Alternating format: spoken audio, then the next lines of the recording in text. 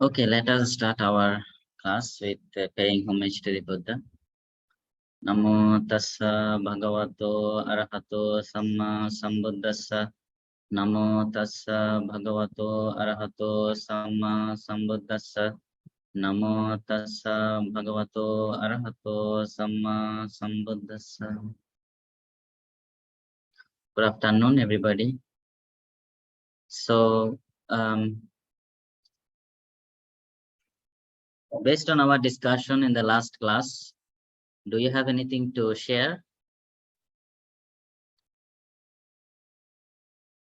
Did you think about the discussion that we had in the last class? Thank you.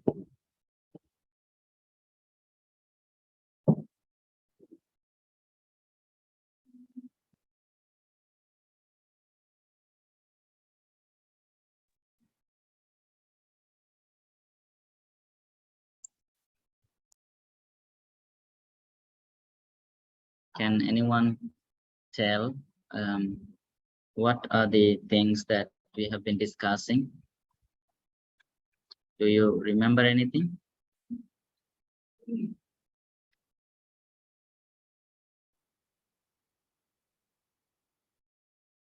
Another Surya Lanka?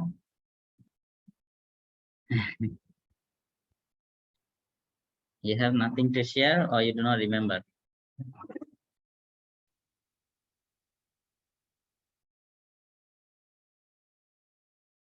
So we have been talking about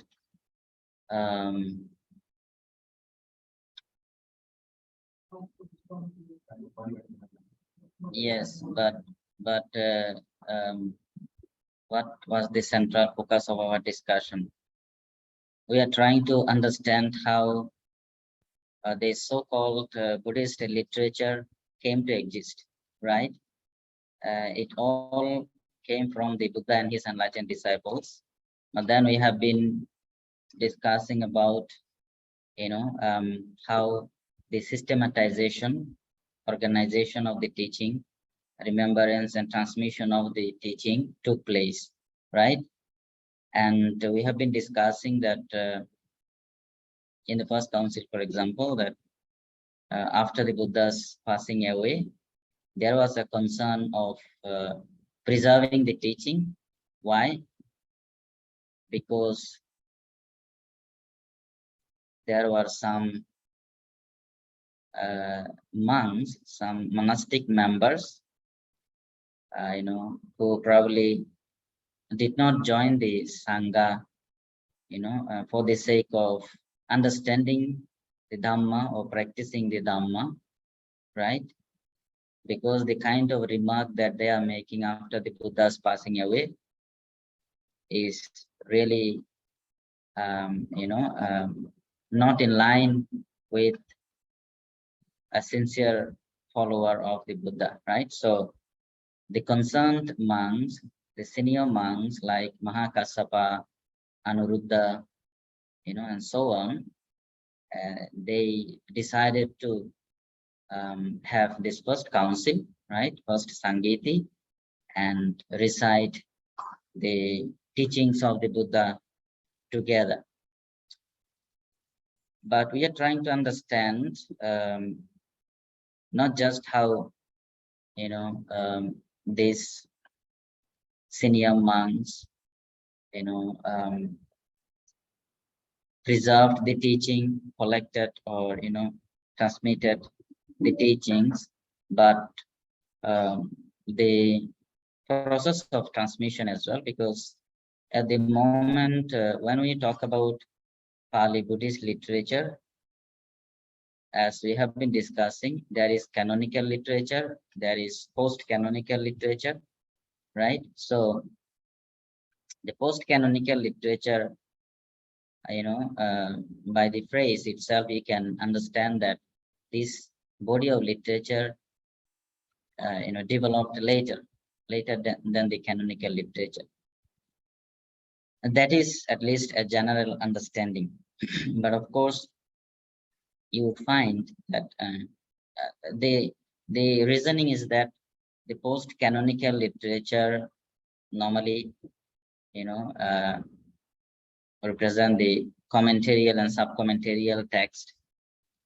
By definition, the commentaries and subcommentaries refer to the text that comment on the canonical text, right? So that is why the understanding is that this post-canonical text developed later. But you would find that even in the time of the Buddha, there are teachings given by Buddha's disciples on a certain teaching of the Buddha himself. So commenting upon the teaching, has started even in the time of the Buddha. Okay, so, and this is a very important topic, especially when you talk about the transmission of the teaching, transmission of the text. Until now, you would find that the recent, Buddhist scholars, they are engaged in the discussion of this, authenticity in the transmission and preservation of the teaching. So there are different theories among the scholars who are engaged in the discussion. You would find Rupert Gethin, for example, Professor Gombrich, Bhikkhu Analayo, Alex Wayne,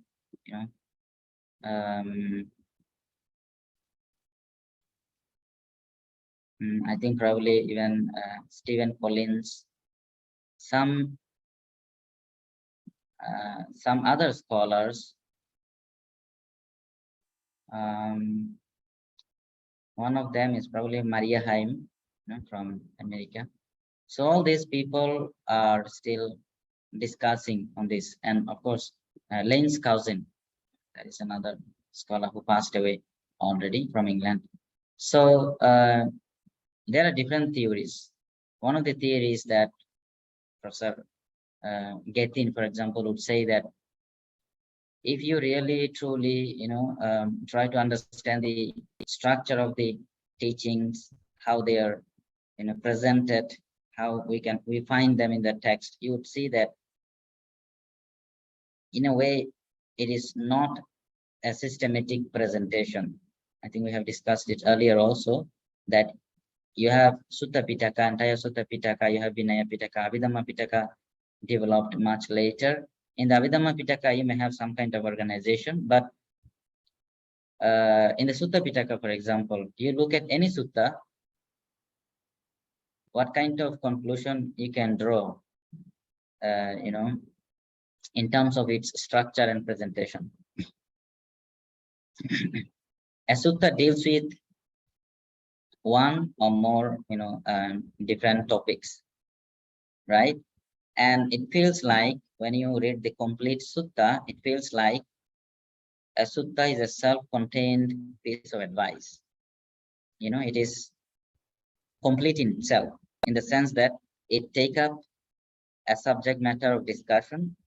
It could be probably, a question asked by somebody in the audience, and the Buddha or his disciple who try to answer that, either by elaboration or by asking counter question. Or it could be that the Buddha himself take up a particular topic. He, invite his students, his monks, and then he'd say that, I'm going to discuss about this topic today, right? And same approach. Most of the time he would, ask question to the students, and then based on their answer, he would provide his own explanation and so on. And the discussion focused on a particular topic, and by the end of the discussion, normally you would find that the listeners, the audience says that, we are really happy to hear this explanation from the Buddha, right? And we really learned a lot. If it is a common audience, if it is not just the monastic member, if the audience include a general public also, you would find that at the end of the sutta, they would say that, the explanation was really, really brilliant on this particular topic. It feels like, somebody lit a candle in the darkness, right? Or it feels like somebody, turned a vessel, upwards, which was downwards. So in this way, these similes are presented, and they would say, and some of them would say that, we are convinced by the teaching, so we would like to become your follower. And some would like to become monastic member, and some would like to become upasaka or upasika. But then you look at other suttas, you would find the subject matter of discussion is not so different. The presentation style may be different, right? So that is why these scholars say that this text do not really provide a kind of systematic presentation, in the sense that in the Digha Nikaya, you would find the discussion of anicca, dukkha, and anatta. In the Majjhima Nikaya, you would find the discussion of paticca samuppada. In the Samyutta Nikaya, you would find the discussion of the path structure. It's not like that, right? You would find everything everywhere. And all these things are so connected, right? So the conclusion they reach is that each sutta may be understood as a self-contained piece of advice given to a particular audience, based on their need, their demands at that moment, at that time. So, and when you look at the other suttas talking on the similar topic in a different style, you can probably, understand that is how it was required to be presented in that situation, right? So Professor Gethin would say that the topics, the subject matter are fixed. You talk about Noble Eightfold Path, 8 path factors, that is fixed. Okay. And you may try to explain them from different directions. The explanation may differ, right? And in the case of Buddha, as well as in the case of his enlightened disciples, they are not going to explain these path factors, wrongly. There cannot be a wrong explanation. It should be right. It should be accurate, so that it can, convince you to the practice, or it can contribute to your spiritual journey. So his idea is that the topics were fixed, and around these topics, the explanations were given, and that is how the teachings have been preserved. It is not that the kind of text that we are having now, it was all the time the same. So there was a lot of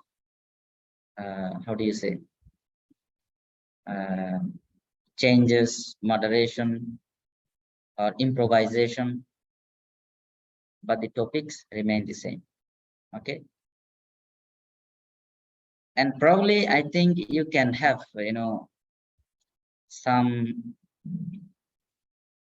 conviction to this idea, because, when we talk about the concern of some monks with regard to the preservation of teaching, when Nigantanatha died, right?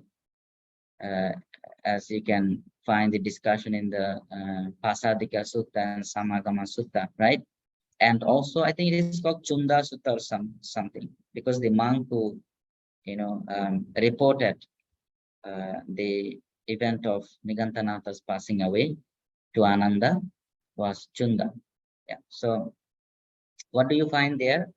The teaching have been presented in terms of some topics, 37 factors of enlightenment, right? So those topics are fixed, right? So you have 4 noble truths, you have 4 satipatthana, panchabala, panchendriya, sattabhujjanga, noble eightfold path, and 4 Virya, Samapadana, right? So the topics are fixed. So that is one understanding. There is, however, another theory. I think it is probably by Professor Gambris, that says that at some point in the history, the texts were made fixed, to keep in mind. And what is the logic behind that is that, especially with regard to Vinaya, especially, and probably it can be applied to suttas as well. Now, during the Vasa season, and nowadays we don't go anywhere, right? But normally we used to, go to some specific temples to do upasana. And somebody would recite the Patimokkha, you remember? Yeah, we would go to what, Karupchang, right? Yeah, the big temple, and you would have more than 200, 250, nearly 300 monks gathering together, right? So sometimes we would carry some books as well. But there's just one person who recites the Patimokkha, the entire Patimokkha. The others just listen. But there is somebody beside him who is checking the book, because the person who recites, he just, from his memory. And so fast, it takes about 40 to 45 minutes, sometimes 50 minutes to complete the recitation. And he, the monk recites really fast. Very difficult to follow. But if you recite the text slowly, it will take, I think, few hours time, because 227 rules. And these scholars, they're saying that if the text was not fixed, when you have communal recitation, how are you going to do it? If different people recite differently, it is, you cannot have communal recitation. Now you invite some monks in a house, right? 9 monks, normally according to Thai tradition, they invite 9 monks and they recite different suttas, right? Same sutta, Mahamangala Sutta, Karaniya Sutta, Ratana Sutta. So if you do not have fixed text, if you do not remember the text exactly in the same, wording, you cannot have communal recitation. So that is why some scholars say that at some point texts were made fixed, and after that they memorized, and that is how they have transmitted. So this is with regard to the preservation and transmission of text before they have been written down. Once they were written down, it is fixed, right? In fact, I heard that when the Western scholars, Western people, came to explore the teachings of the Buddha in the East, starting with Professor Rice Davids in Sri Lanka.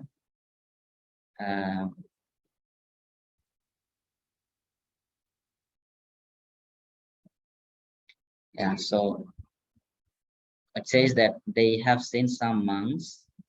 I think probably it is true in the case of Myanmar as well, who remembers so many texts from the canon.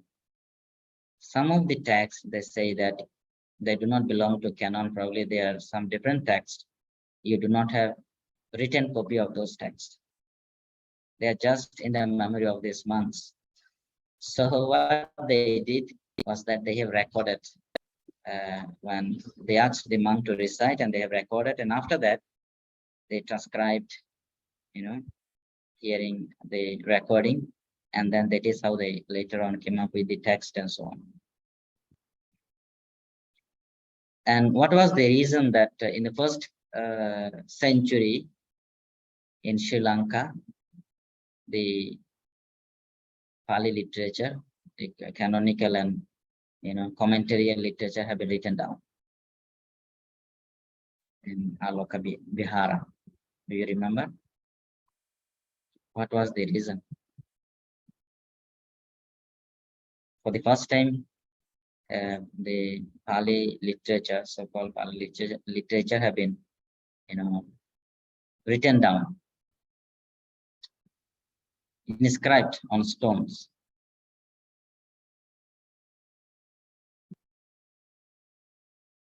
Because the Sri Lanka at that time, Ceylon, was facing a very challenging time. It was facing some natural disasters, droughts, and people have been dying. There was no food. Monks, many senior monks have been dying. So the king and some senior monks decided that, before we lose many more monks, we should hold a meeting, recite the Tipitaka and commentaries and write them down, so that at least we can preserve the teaching of the Buddha.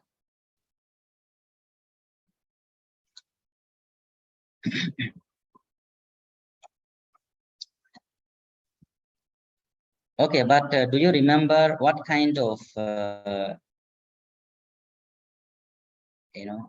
teachings or categories of teachings that the monks have recited in the first council, especially Dhamma and Vinaya? But what does it mean by Dhamma and Vinaya? What do you know about this?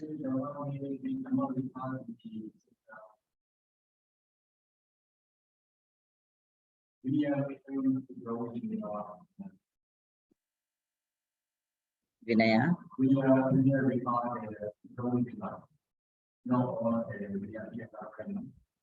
Yes. So Dhamma was, yeah, so by the term Dhamma, when it says they recited the Dhamma, it says that by Dhamma we need to understand Pancha Nikaya, 5 Nikayas, right? So probably it is referring to the 5 collection of teachings that we have now, but we are still not very sure, right? And then by Vinaya, one should understand that, they have recited Ubato Vibhanga. So by Ubato Vibhanga, the term Ubato Vibhanga refers to Bhikkhu and Bhikkhuni Patimokkha's. I think it is quite sensible because Patimokkha's represent Vinaya rules, right? And these are the rules that should be kept in mind. So probably they have recited these rules, these important rules.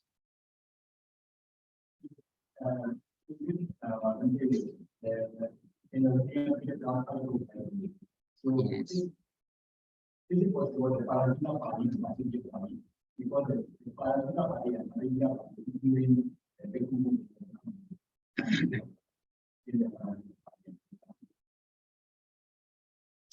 Yes, yes. Because basically there are 3 sections, right?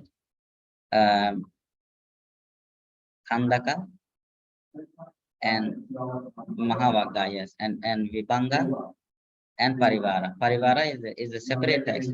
I think it came later. Yeah, Mahavagga and Chulavagga come under Khuddaka section. So the only option is Parajika and Pachitya. Yeah, Parajika and Pachitya. Yes, yeah. So these 2 texts probably.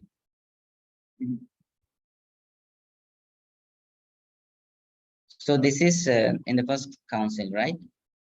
Dhamma, that is Pancha Nikaya, Vinaya, that is Ubato Vibhanga, right?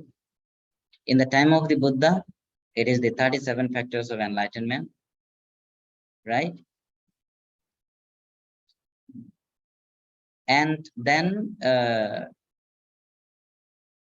I told you to look at this Sangiti Sutta especially, right?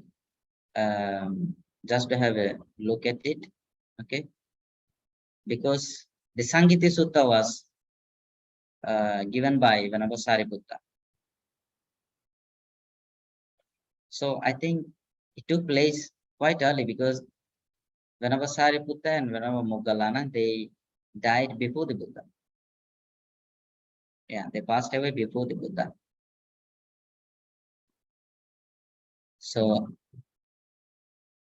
it took place probably quite earlier than, the later discussion on the systematization of the teaching of the Buddha.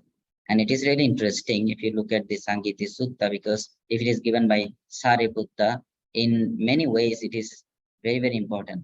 And first of all, because it is given by Sariputta, right? Because Sariputta is considered a very talented, disciple of the Buddha. I think just after the Buddha, he was the one who can really understand or convey the teaching of the Buddha really well, no one else. So he was regarded so highly. And then in this occasion, what happened is that Buddha was giving teaching, and then at some point, it is very interesting actually, the kind of phrasing that you can find in the sutta, when the Buddha asked Sariputta to continue the discussion of the Dhamma. So the Buddha says that it seems that the incident took place in the evening, probably, evening time. So have you gone through the text? So what do you have to say?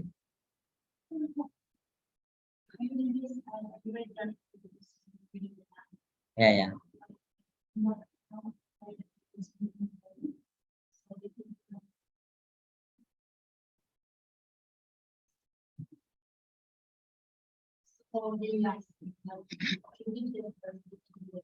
Hmm.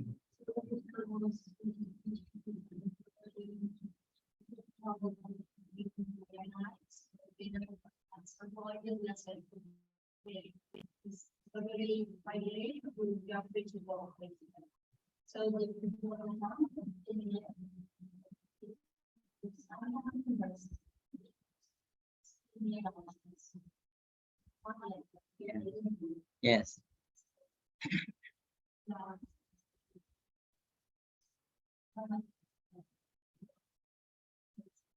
Yes. Yeah. So that is the thing. The Buddha needed to take some rest. Okay, so you should not be surprised to know that, because Buddha was a human being as well. Okay, so he needed some rest. I think he was having some back pain or something, so he needed to take some rest. And then he asked Sariputta to teach. Why? Because in the evening at that time, as you have pointed out, the monks were quiet. So the Buddha says to Sariputta that, this is a very good time to continue the teaching, because the environment is nice and the monks seems to be in a very meditative mode. You see, meditative mode. They are very quiet, and it is a very good time that you continue the teaching. So few things we can probably, consider, when looking at this event, this incident, that the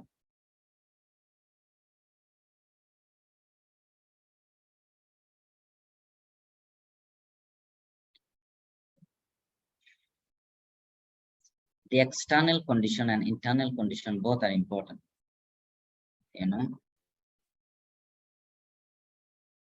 People, sometimes I hear that, everything is in your mind, right? So yes, true. But then you ask somebody in a market to, have meditative mind, or it's not going to happen. You need to have the training first, right? Also, if your mind is not really ready, it doesn't matter how great is the teacher, you know, you are not going to understand anything. It is not going to be useful for you. So you need to be at the right condition. Okay, physical condition, and also mental condition. Psychologically, you have to be ready. Okay, so the Buddha understood that in that occasion, and then he asked Sariputta to continue the teaching. And Sariputta started the discussion in a different way. He presented the teachings of the Buddha in terms of topics. So here I have, I think it is probably from the early section. Atako Bhagava Achira Pakantesu Pavayakesu Malesu Tunhi Bhutam Bhikkhu Sangam Anuviloketva Ayasmantan Sariputtan Amantesi Vigata Thina Middoko Sariputta Bhikkhu Sangam Patibhatu Tang Sariputta Bhikkhunan Dhammi Katha Pitti Me Agilayati Tamahang Ayamissamiti Evang Bhanteti Ko Ayasma Sariputta Bhagavatu Pachasos. So the Buddha says that it's really a good time. The monks look calm and serene. Vigatathina middo. Vigatathina middo means, thina middo means when you feel laziness.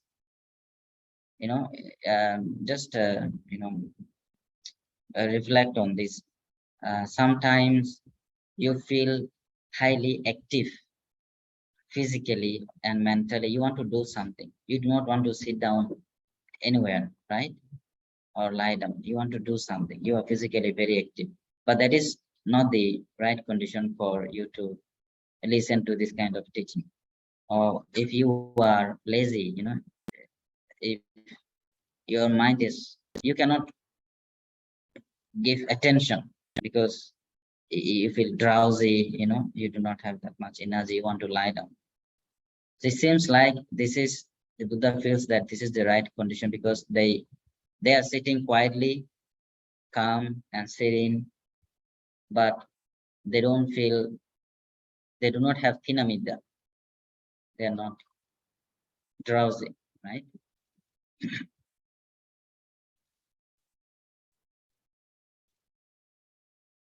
So have you ever experienced this kind of situation that you feel calm and quiet? You just feel happy. You do not think about anything else. You are not thinking about your studies, your families, your physical pains. You're probably sitting by the lake there.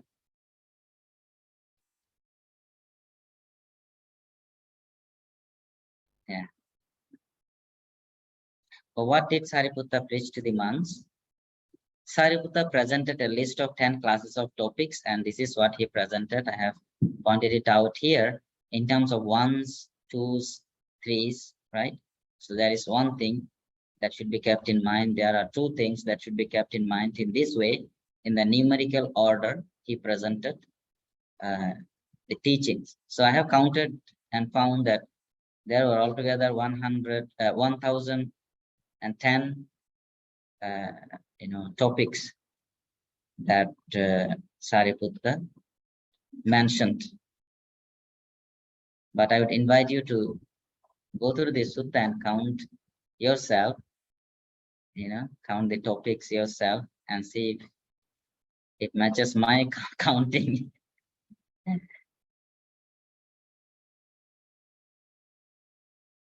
See in how many categorization in terms of 1, 2, 3, 4, 5, 6, 7, 8, 9, and 10.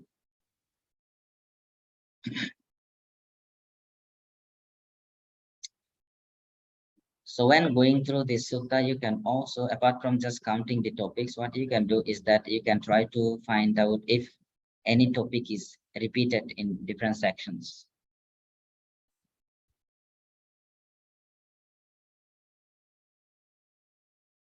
And then if you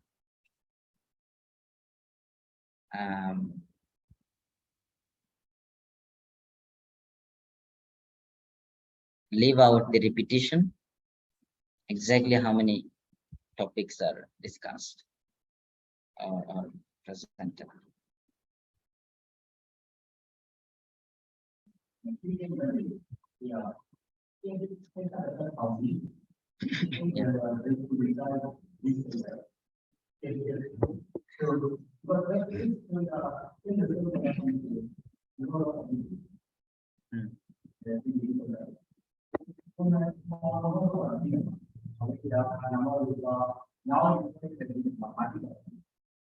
Matika, Dukkha, Tika, Matika.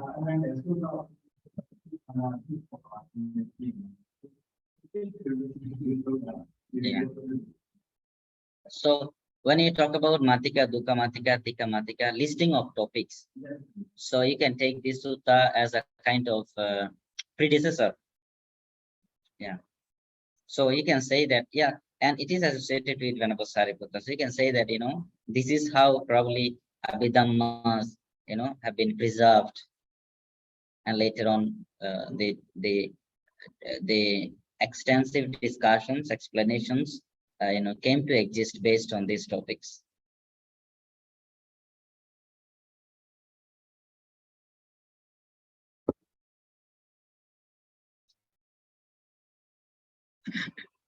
Tata sabbheva sangayitabang na vibaditabang yataidang brahmacharyang adhaniyam asa chiratitikam tadassa bahujana hitaya bahujana sukhaya lokanukampaya arthaya hitaya sukhaya deva manusana.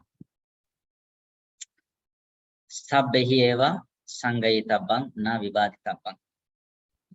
So all these topics have been recited together. There was no differences of opinions with regard to the topics. So what it means is that everyone agreed to this categorization of the topics. So, for example, when Sariputta is saying that there are 4 noble truths that Buddha spoke about, there is no one that countered that. There is no one that says that actually I have heard 5 noble truths, not 4. So the next sutta is Dasuttara Sutta, also in the Digha Nikaya. It also presents a similar list of topics.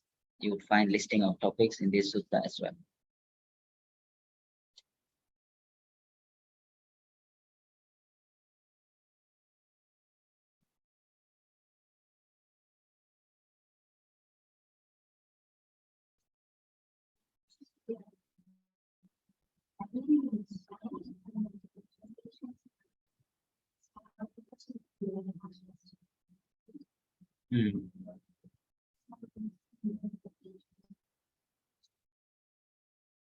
Not right, not accurate.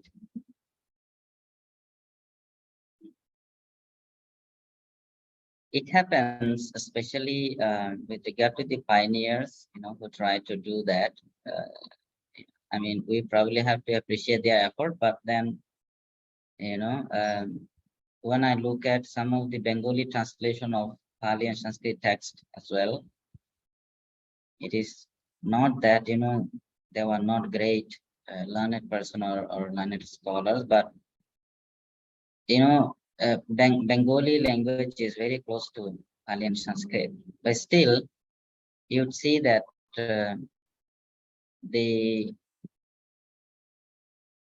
any text, if I read in Bengali and English translation, I understand better when I read English translation rather than reading the Bengali translation.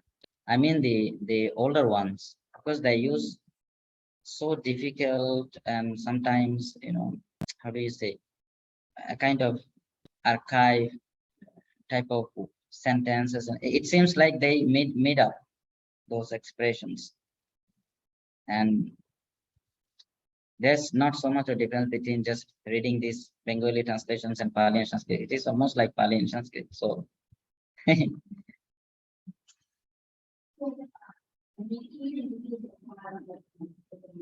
Yeah, yeah.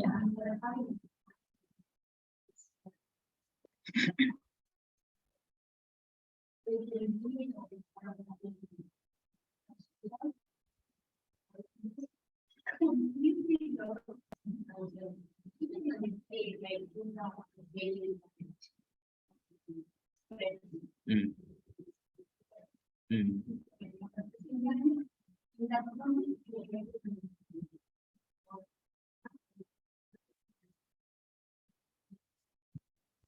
Right.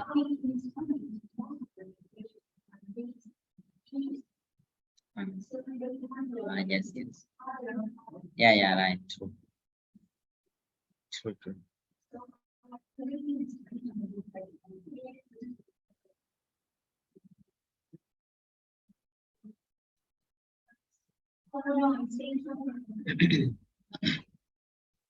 Yeah,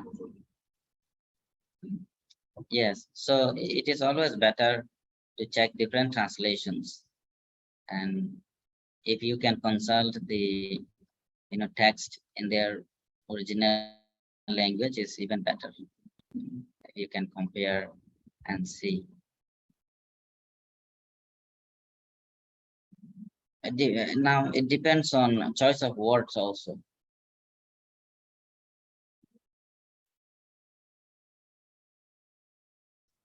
Yes.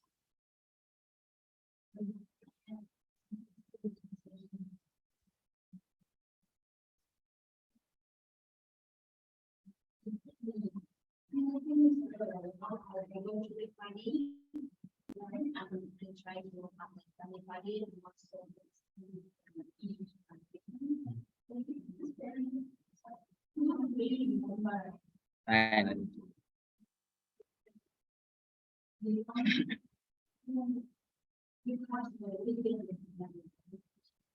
true, true.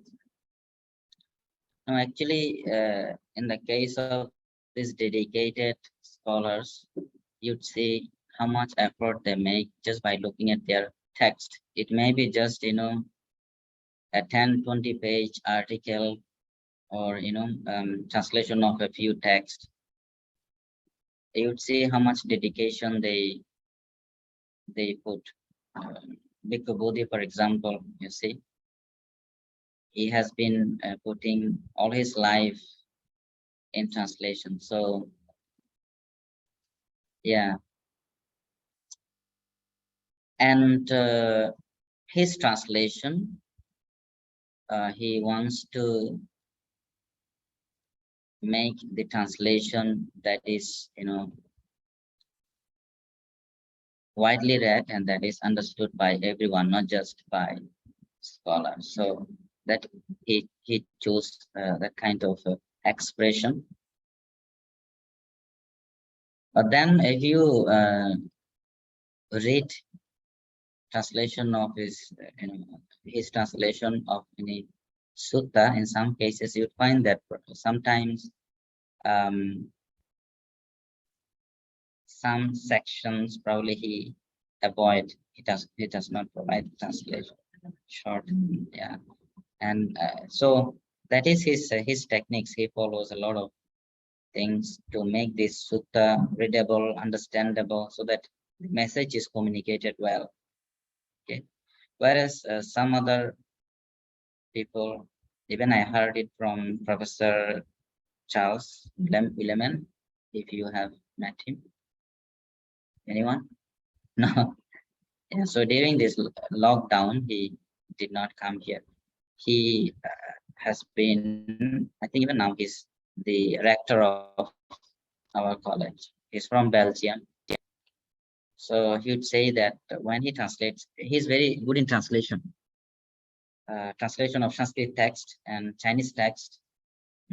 He's very good in languages, different languages. So, and he would say that if he find a broken sentence, he would translate in English as a broken sentence. He would not complete it. He would not provide a complete expression. He says that is his way of approaching it, because he want to present it as it is presented in the original text. He will not provide, add or delete anything. That is his approach, you see. But normally, you would find in many cases that people would add or delete expressions, to present it and it is in a way reasonable. I mean, the expression in Pali, the expression in English could be different. The phrasing used in Pali, phrasing used in any other language would be different, right? So for me, what I do is that I try to translate literally first, and then I read it again several times to adjust it in a way the sentence looks nice and the meaning is conveyed.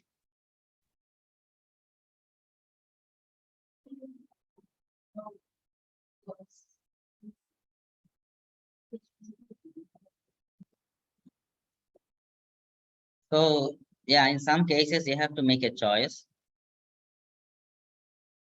and you need to provide your own explanation why you choose that word. In some cases, probably you just keep the word as it is, or even with the translation, within bracket you provide the word. This is what I mean by, stress or distress or suffering or sorrow.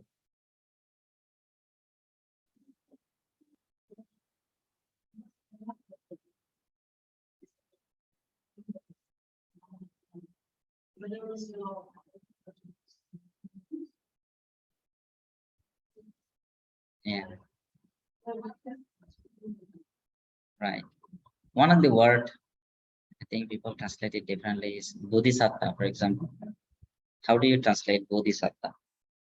You separate the word Bodhi and Satta. What do you find? If you translate it literally, it means awakened being, right? Bodhi means awakened, right? Satta refers to being. Satta has different meaning, depends on the origin of the word actually. But Bodhisattva, in a way, is regarded as an awakened being, but on the other hand, a Bodhisattva is described as somebody who is trying to become the Buddha, fully awakened one. So there is a difference, right? So normally people translate Bodhisattva as Buddha to be, or what do you say? Someone who is making effort to become the Buddha is a Bodhisattva, right? So I find it difficult to translate. So whenever I use the term, I use Bodhisattva together, and provide an explanation.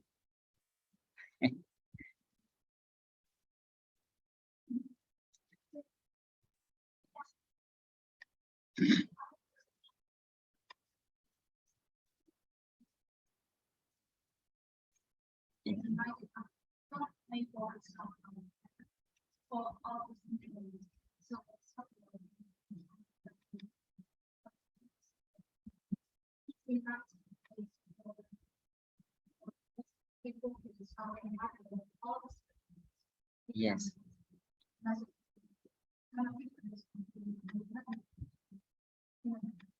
Yes, yes, right.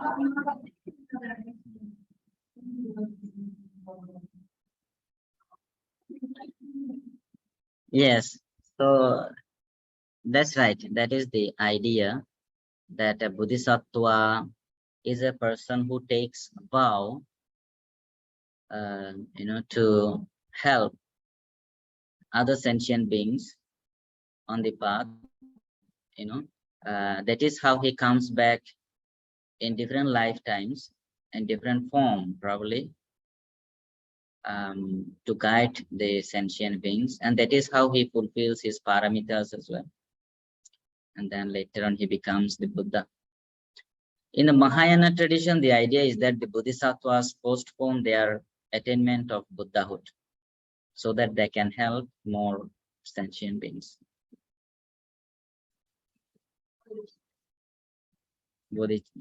Having bodhicitta, generating bodhicitta.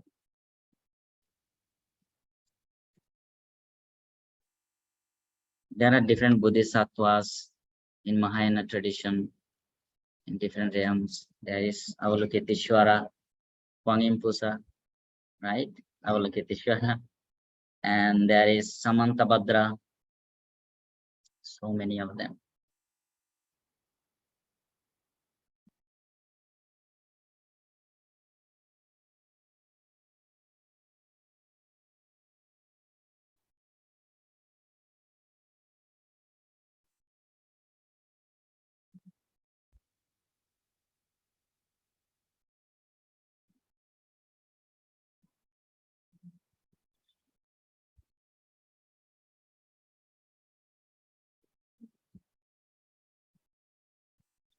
Yes, so I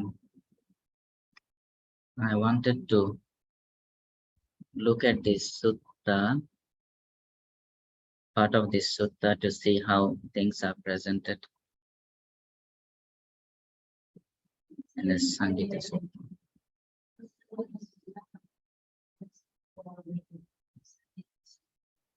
Probably.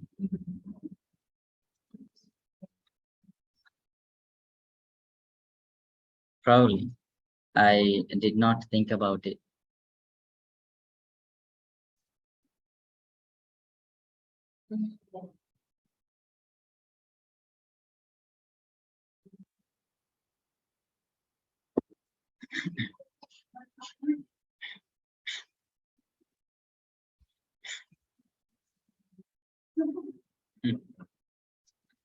Yeah, so you may reflect on these things also. Okay, so can you see this sutta on your computer screen? Samyutta Sutta.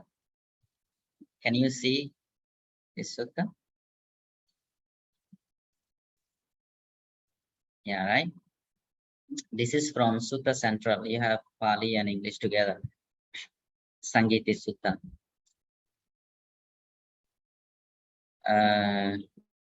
So we are not going to look at the beginning section.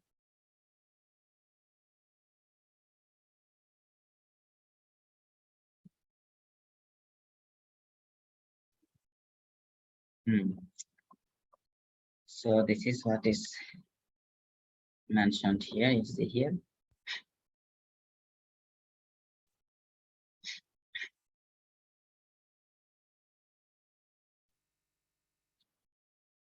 Atako bhagava achira pakkantesu paveyakesu manlesu tunhi bhutang bhikkhu sangham anaviloketva ayasmantang sariputta amantesi. Soon after they left, the Buddha looked around the Sangha of mendicants who were so very silent. He addressed Venerable Sariputta. Vigata thina middoko Sariputta bhikkhu sangho Sariputta. This Sangha of mendicants is rid of dullness and drowsiness. Patibhatu tan Sariputta bhikkhunang dhammi katha. Give them some Dhamma talk as you feel inspired. Pitti me agilayati. My back is sore. Tamahang ayamisamiti. I will stretch it. Evang bhanteti ho ayasma Sariputto bhagavato pachasosi. Yes, sir, Sariputta replied. Atako bhagava chatugunang sangating panyapetva dakkinena passena sihasayang kapesi pade padang achadaya sato sampajano uttana sayang manase karitva. And then the Buddha spread out his outer robe, folded in four, and laid down in the lion's posture on the right side, placing one foot on top of the other, mindful and aware, and focused on the time of getting up. Tena kopana samayena nigantanatha putta pavayang aduna kalang kato hoti. Now at that time the Nigantanatha Putta had recently passed away at Pava, and you have the discussion of the event, what happened after Nigantanatha's passing away.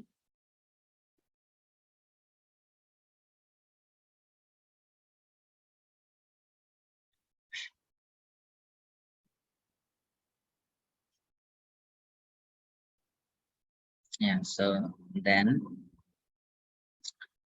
Ataku ayasma Sariputta bhikkhu amantesi, then Sariputta told the mendicants about these things. He went on to say,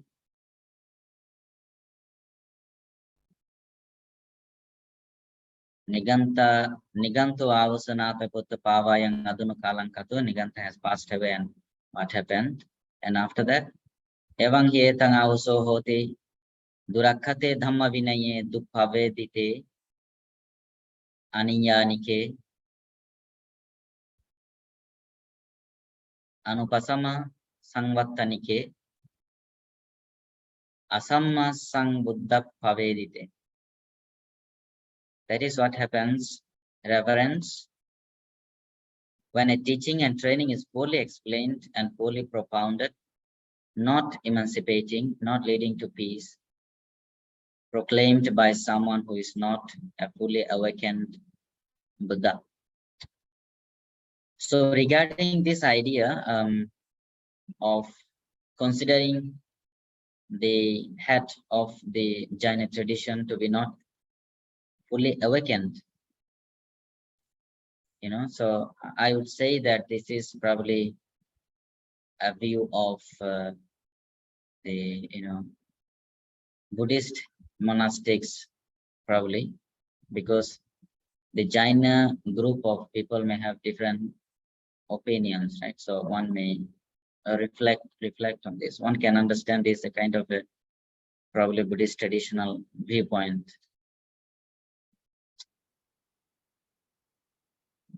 Okay, and then let's go to the teaching. What is the teaching?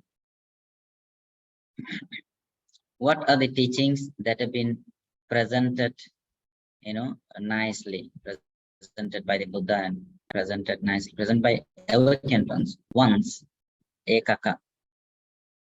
Attikku avaso tena bhagavata janata pasata arahata samma sambuddhena ekadhammo sammadakkhatu. There are teachings grouped by one that have been rightly explained by the Blessed One who knows and sees, the perfected one, the fully awakened one. Tatta sabbheva sangayitabang na vibaditabang. Yata idang brahmacharyang adhaniyang asachiratitikang tadassa bahujana hitaya bahujana sukaya lokanukampaya attaya hitaya sukaya deva manusanam. Katamo ekadhammo. What are the teachings grouped by one? Sabbe satta aharitika. All sentient beings are sustained by food. Yeah, so this is the first one. Sabbe satta aharitika. So this is a statement with regard to one type of teaching. And in fact, when talking about teaching grouped by one, this comes first. You may reflect on this. Food is important for all sentient beings, all types of sentient beings. In fact, actually, I have been thinking about this idea of food. In whatever Buddhist path of practice you would find in the text, Bhojana Mattayuta is mentioned. Right amount of food, right measure of food is always mentioned. It is really given importance. So I think, as a monastic member, as a follower of the Buddha, it is really, really important to understand this concept. That is what I feel. And I feel that not so much of studies have been done on this. That is my personal, understanding. But of course, I think many people have been talking about this as well. What is the right measure of food? What kind of food you are supposed to take? So it, in a way, involves your physical well-being. I mean, you need to understand your body, what kind of food you need, how much you need, that is suitable for you to continue your practice. That should not, you should not take the kind of, food that would become obstacle for your practice, for your life. So much importance is given on this.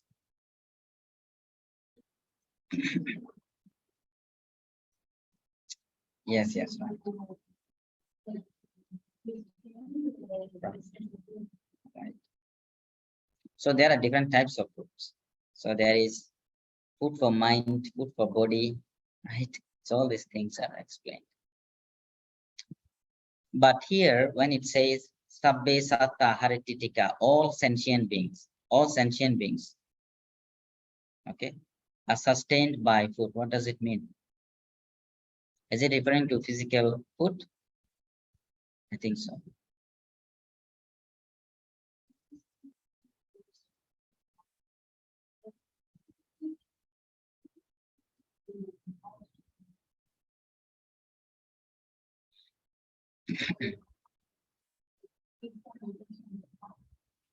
Then what about the following statement? Sabbe Satta Sankaratitika. Sankaratitika. All sentient beings are sustained by conditions. What does it mean by Sankara here?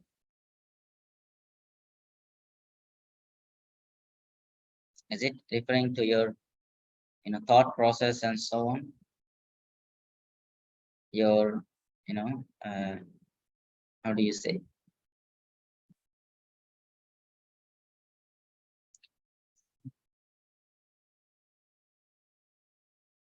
So you are going to have some kind of, I think it is referring to your karmic force as well. You are going to, not just the food, but you are, apart from the food,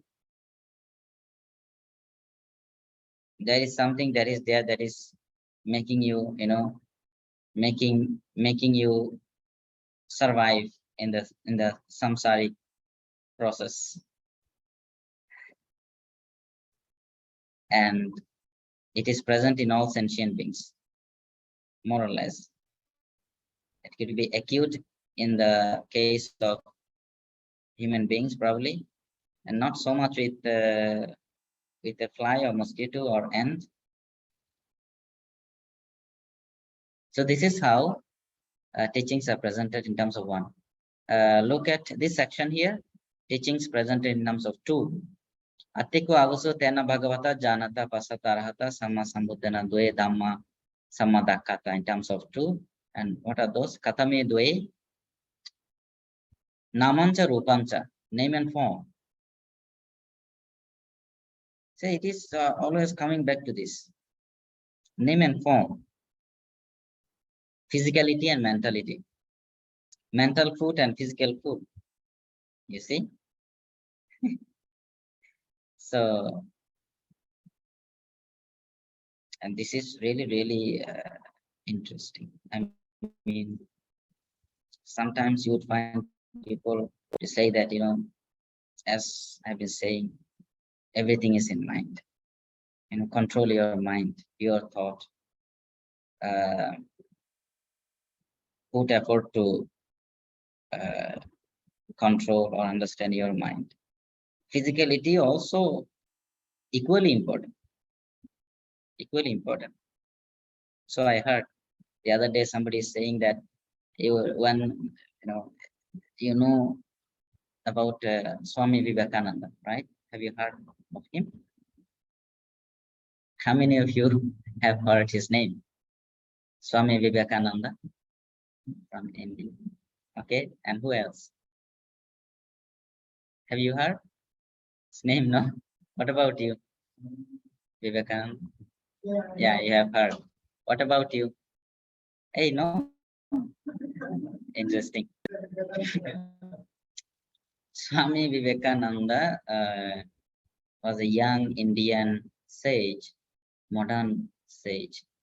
And actually, unfortunately, he did not live very long. I think when he passed away, he was not even 40 years of his age.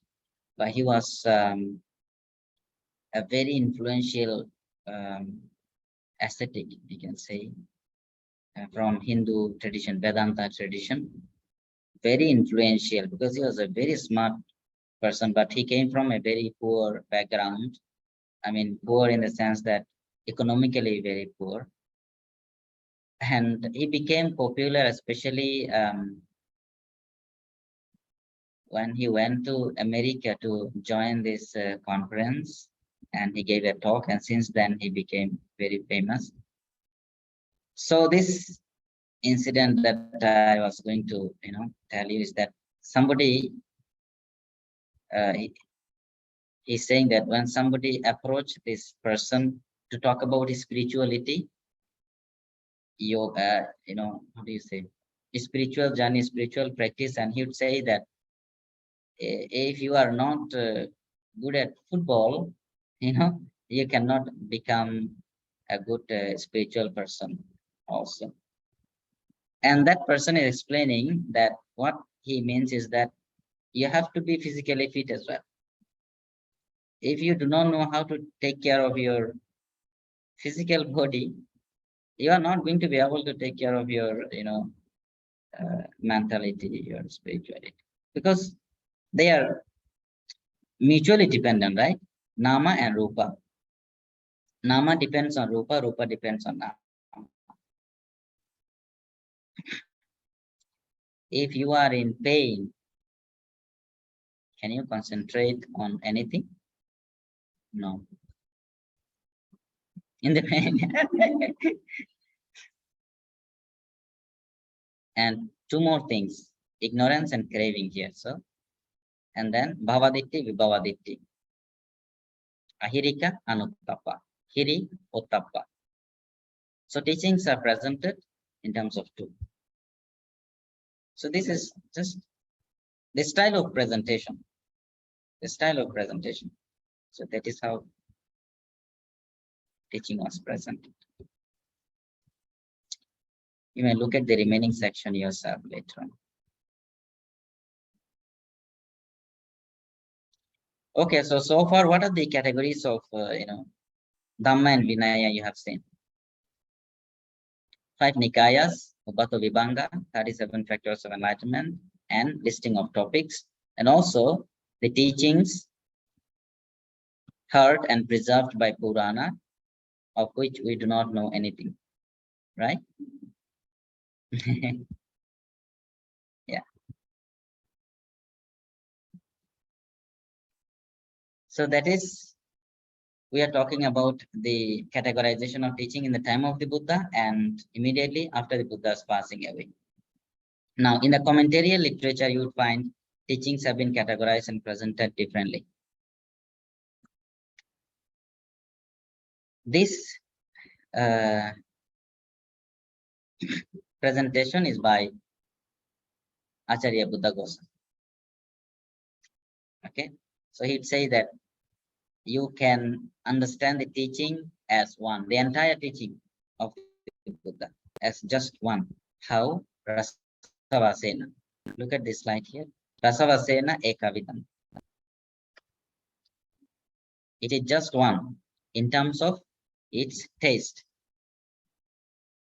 And what kind of taste he is referring to? Vimutti rasa. Vimutti rasa. Freedom. Taste of freedom. Okay. Taste of freedom. What do you have to say about it?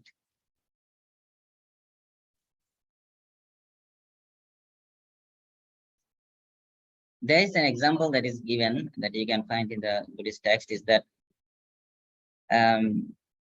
it says that just as the water in the ocean has one single taste, the taste of salt, salty.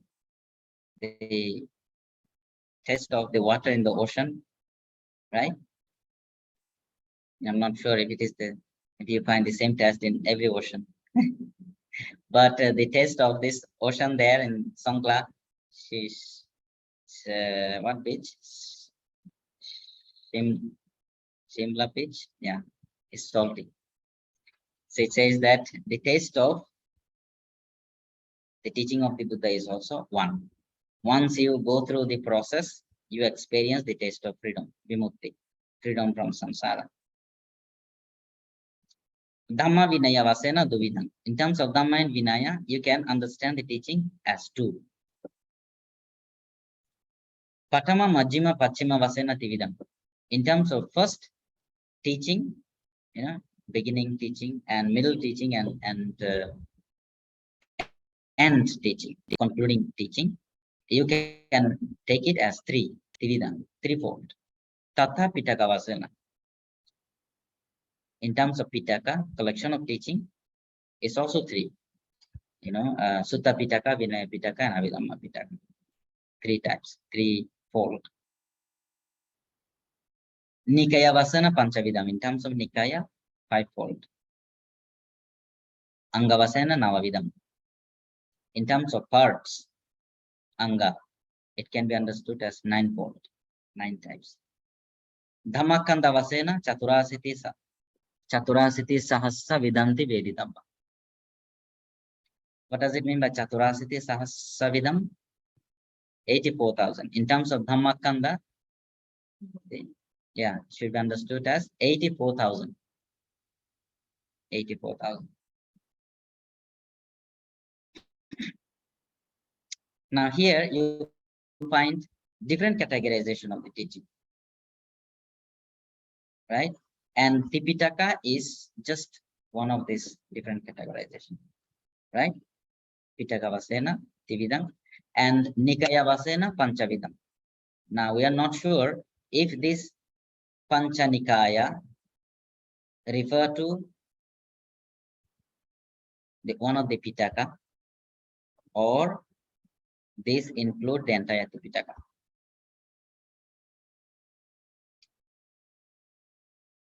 Right? What do you think?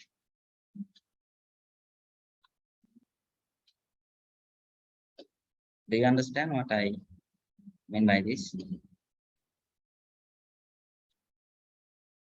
Oma?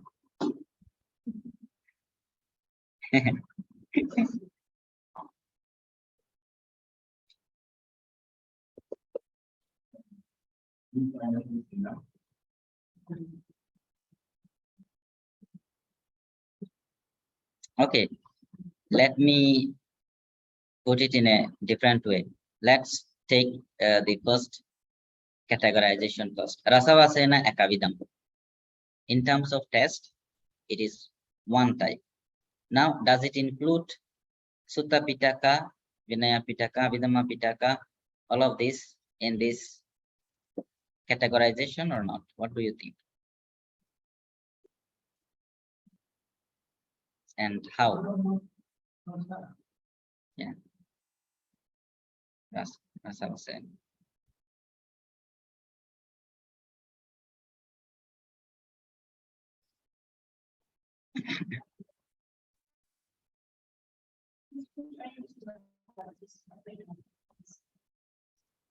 Yeah.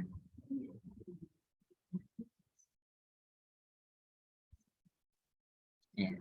So there could be different categorization based on different, needs and different presentation of the teachings. But if it ultimately leads to freedom from samsara,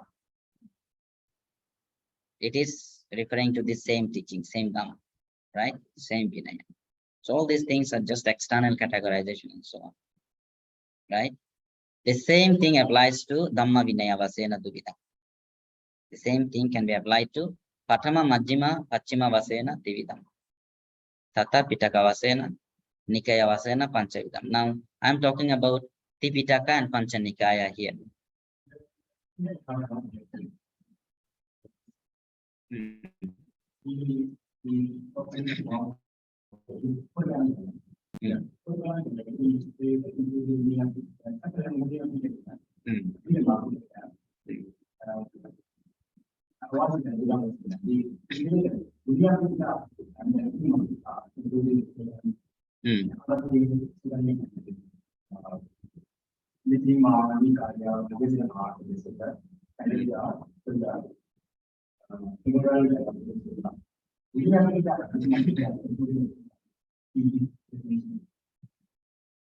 Yeah, so basically what it says is that when it says Pancha Nikaya, it includes not just Sutta Pitaka, Vinaya Pitaka and Abhidhamma Pitaka as well, right? Yeah. Angavasena Navavidam. So this is the explanation here. Pitaka Vasena Dividam. Sabbampi hietam Vinaya Pitakam Sutta Pitakam Abhidhamma Pitakanti. Right? Tipabhedameva hoti. Tata Patama Sangitiyang Sangitencha Sangitencha Sabbampi Samodanetva Ubayani Patimokkani Dve Vibangani Dvavisati Khandakani Solasa Parivarati Idang Vinaya Pitakang Nama. So you see here when it is talking about Vinaya Pitaka, it says it includes Ubayani Patimokkani, Dve Vibangani, Dvavisati Khandakani, Solasa Parivarati. So all the 5 texts are included in a way. And when talking about Nikaya Brahmajaladi, Chatuttimsa Sutta Sangha. So how many suttas are there in the Digha Nikaya? 34. Starting with Brahmajala Sutta, Chatuttimsa, 34.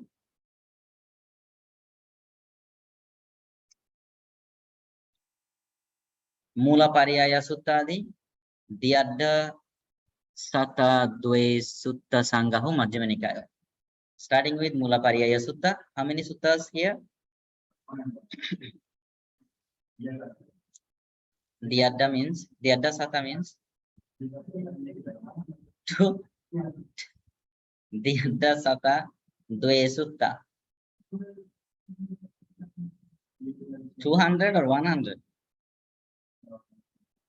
152.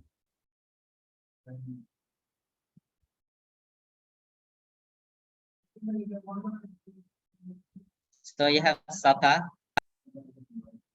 100, Adda, and another 50, and then Dve, 2. So you have 152 suttas. Okay. Then Ogatarana Suttadi, Satta Sutta Sahasa, Satta Sata, Dvasatti Sutta Sangha Samyutta Nikaya. So how many suttas are there?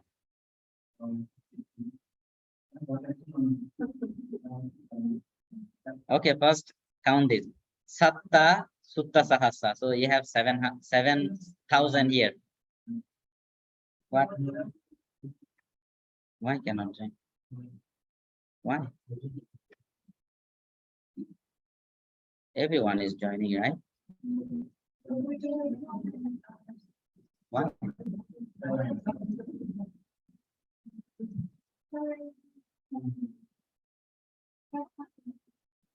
don't know why they cannot join. Others, all they join.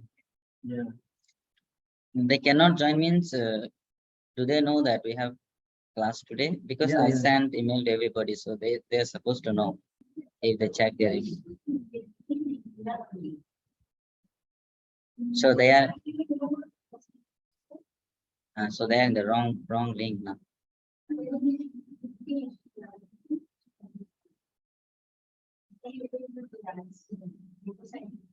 I tried to join this one and I couldn't, so I couldn't copy anything.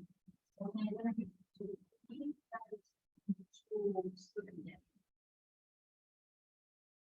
Why they are having this other link? I don't understand.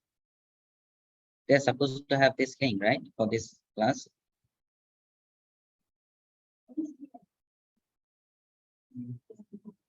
Okay. So anyway, how many of them?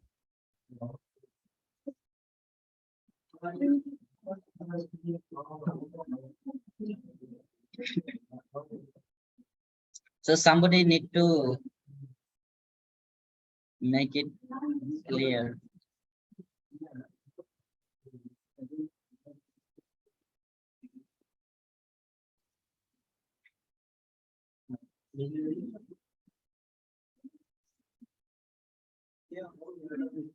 Join. From Canada, from Myanmar, there is another student also. She also joined. And here also, all of them they joined. Maybe you go to the wrong link.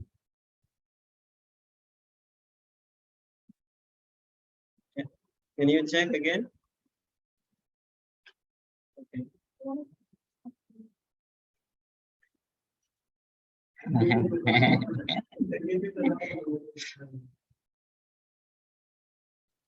Now already break them. They can join after the break. Okay, let's finish counting of these things very quickly. Okay, Satta, Sutta Sahasra, 7,000, and after that, Satta Satta, 700. Okay, 7,700. Dwasatti Sutta. Dwasatti means 62, right? 7,762. Okay. Yeah, that is in the Samyutta Nikaya. And the following one, Chitta Pariyadana Suttadi, Navasutta Sahasra Panchasata Satta Panyasa Sutta Sangha. Anguttara Nikaya. So how many? Starting with the Chitta Pariyadana Sutta, how many? Navasutta Sahasra. Nava is 9. 9,000. Sahasra means 1,000. 9,000. Panchasata 500. Satta Panyasa.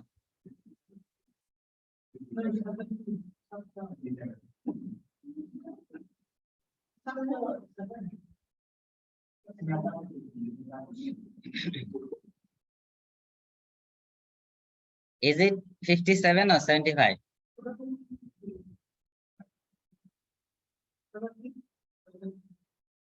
If Dwasati is 62, then Satta Panyasa should be 57, right? So how much?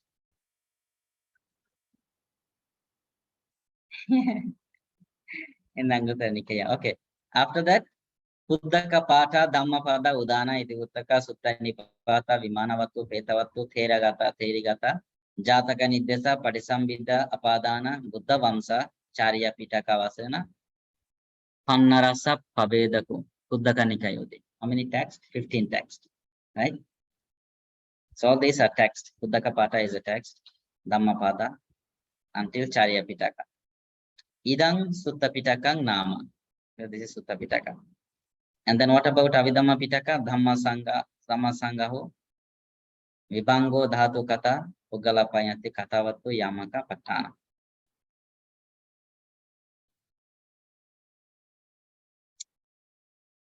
The Sutta Pitaka and Vinaya Pitaka is clear. Abhidhamma Pitaka, Brahma Surya Lankara can check if it is referring to the all 5 texts. Okay. That is your job to check and tell us later on.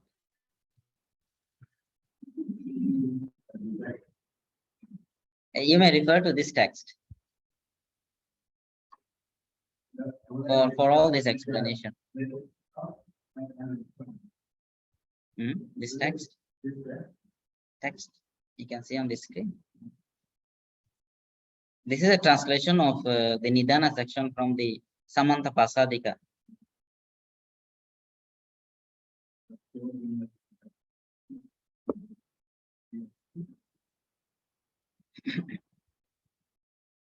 It will give you an account of all these different classification, 1 type, 2 types, 3 types, and everything, and a brief discussion of all these different, Pitakas and everything in detail. Yeah.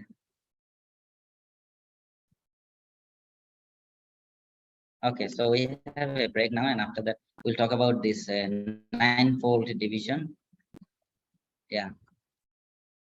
And the remaining discussion will follow. Okay. See you after the break.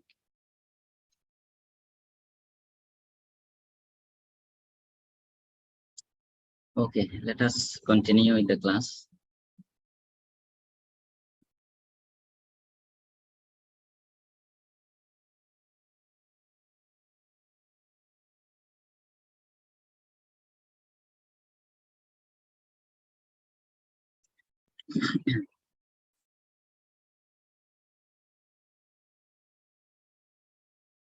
Yes, so you can find the detailed account of what we have been discussing in this book, The Inception of Discipline and the Vinaya Nidana by N.A. Jayavikrama.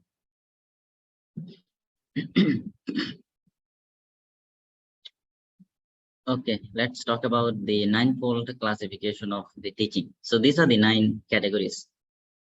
Katang angavasena navavidam, sabbameva idam, suttangeyang veyakaranang gatha udanang iti uttakang jatakang, abhuta dhammang vedallanti, navapavedam poti.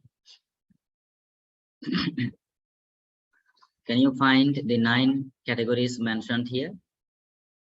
Suttang, that is 1. Geyang, that is 2. Vyakaranam, 3.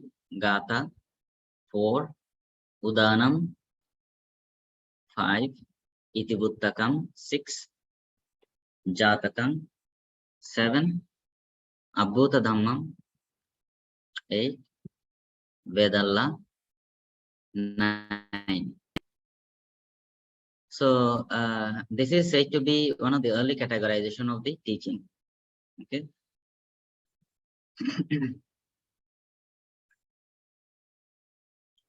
And here you would find a brief discussion on all these different categories.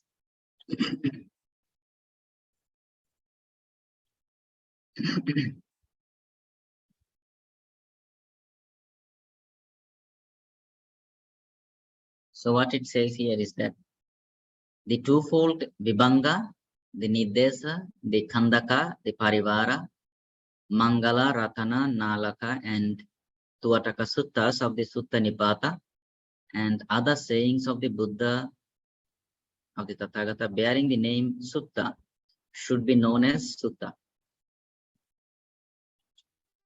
Those texts that have the name Sutta plus the text mentioned here should be regarded as Sutta. So they all fall in the category of Sutta discourses. Okay, so that is how it is categorized. What about Gaya? Gaya means recitation.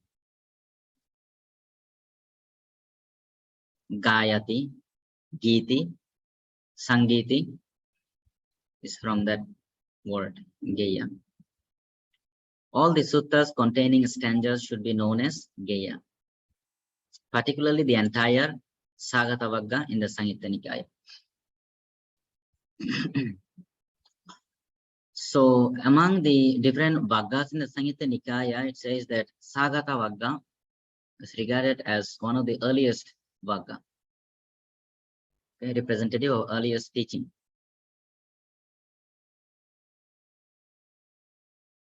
So that is one thing that should be noted. And the other point here is that all the suttas containing stanzas. Now there may be text belonging to sutta category that may contain stanzas, right? So the particular focus is given on stanzas or verses.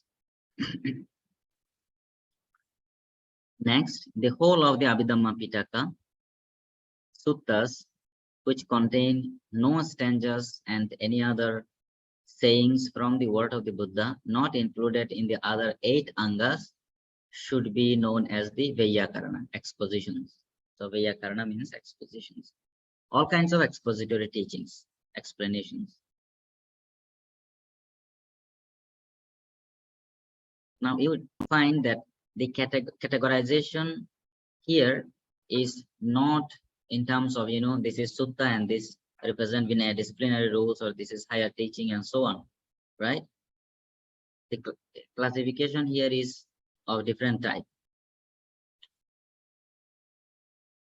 One text can be classified in more than one categories,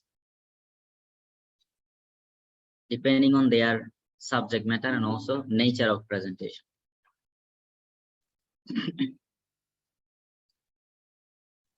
The Dhammapada, Theragatha, Theragatha, and sections entirely in verse in the Sutta Nipata, which are not designated as suttas, should be known as Gatha. Okay, those texts that are presented in Gathas, in verses only. The 82 suttantas containing stanzas which were prompted by an awareness of joy should be known as udana, utterances of joy. So it seems that udana is referring to the text udana of the Khuddaka Nikaya, right? One specific text, udana. The name of the text is udana. And udana means utterances of joy or joyful utterances. So this text normally contains expressions of enlightened, followers of the Buddha. So as soon as they attained enlightenment, they had a certain feeling which they have expressed in words.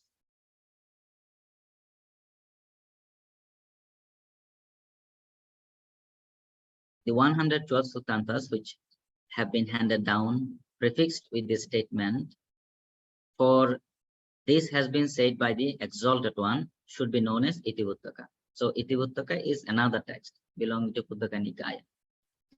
The name of the text is Tipitaka.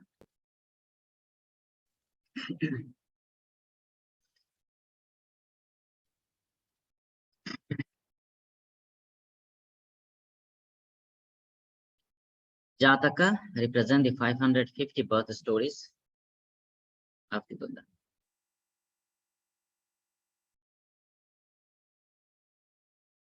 All the suttantas connected with wonderful and marvelous phenomena landed down with words to such effect as, O monks, these four wonderful and marvelous qualities are seen in Ananda should be known as Abhidhamma, marvelous phenomena. Abhidhamma. Abhidhamma means marvelous things. Okay? Whatever that is regarded as Abhuta with this expression Abhidhamma, all should be put into this category, Abhidhamma. This is wonderful, right? This is marvelous. All the suttantas requested to be preached as a result of repeated attainment of wisdom and delight, such as Chulla Vedalla, Mahavedalla, Sammaditthi, Sakkapaiha, Sankhara Bhajaniya, and Mahapunnama Suttas and others should be known as Vedalla analysis. So the characteristic of this type of suttas is that you would find a kind of analytical presentation of the teaching in these suttas.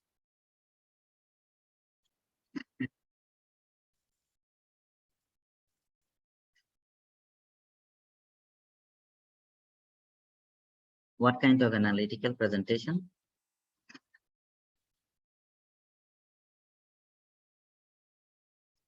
For example, if you talk about Kamma, okay, let's talk about Kamma. What is Kamma? Chetanahang Bhikkave Kamma Vadami. Intention is Kamma. And how it should be understood? It can be classified as wholesome and unwholesome Kamma, right? In terms of their qualities, in terms of performances, how you carry out the actions, it could be understood as threefold: Kaya Kamma, Vaci Kamma, Mano Kamma, right? So this is how all this analysis and explanation starts, starting with one topic.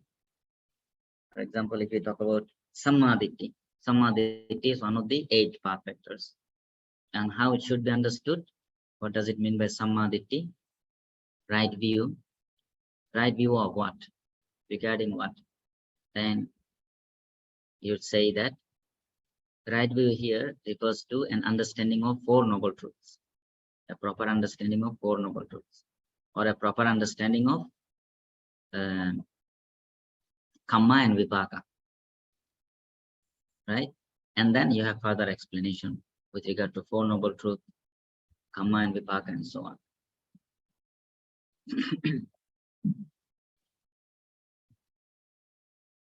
Sometimes you may have questions and answers. Okay?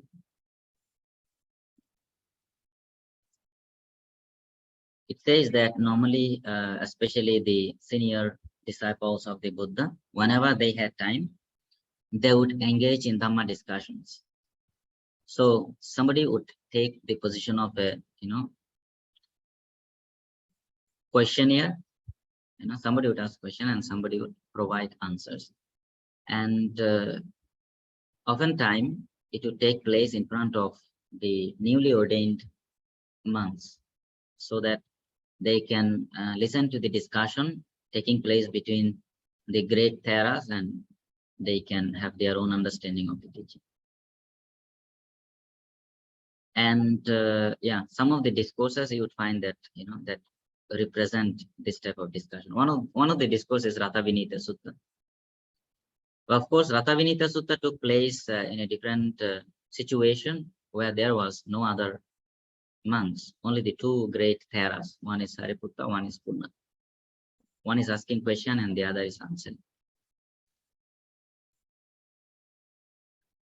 Katang Dhammakanda Vasena Chaturasiti Sahasavidam, and how it is 84,000 types. Sabbameva Chetam Buddha Vachanam. Tuasiti Buddhato Ganhing. Dwe Sahasani Bhikkhuto. Chaturasiti Sahasani Yeme Dhamma Pavate. What is the classification here? The numbers. Dvasiti Buddhato Ganhing. Dvasiti means 82. 82,000 from the Buddha. Dwe Sahasani Bhikkhuto. 2,000 from the monks. So altogether 84,000. So what it says is that the teaching of the Buddha that you would find in the text, out of all the teaching, 84, in terms of Dhammakanda, 84,000 are from the Buddha himself, and only 2,000 from the monks.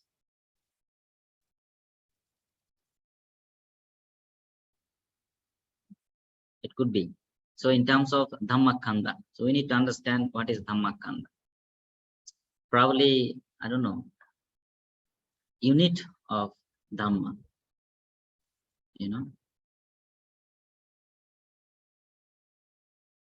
84,000 is a popular number. In the time of King Asoka, it says that he established 84,000 pagodas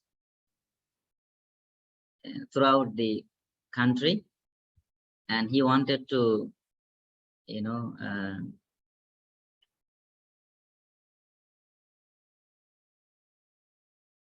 do the inauguration ceremony, right, together on one day. I think we have discussed it in some other classes, that how Mara wanted to travel, and then he invited the monk Upagutta, and he dealt with the Mara. Do you remember this story? Yeah, interesting. And the fight that took place between these two forces, one is good, one is evil. And then later on, as a result of this fight, the Mara, I think it is Devaputta Mara, he took a vow that he would become a Buddha. He would never become the disciple, a disciple of the Buddha, because he doesn't like, the disciples' behavior, Upagutta's behavior, that he's punishing the Buddha. And Buddha was kind. And because the Mara had been troubling the Buddha many times, and Buddha was not that aggressive.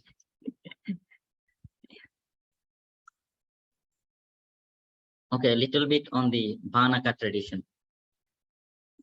Are you aware of this topic, Bhanaka tradition?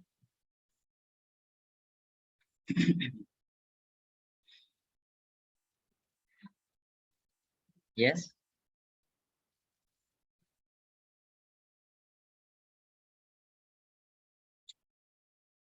So Bhanaka tradition Bhanakas refer to the group of people who are assigned to preserve a certain categories of teachings, and they have been reciting together, memorizing, keeping them in mind, and teaching them to their pupils in the same way. And those pupils themselves, keep keeping these teachings in the mind, in their memory, preserving them, and then,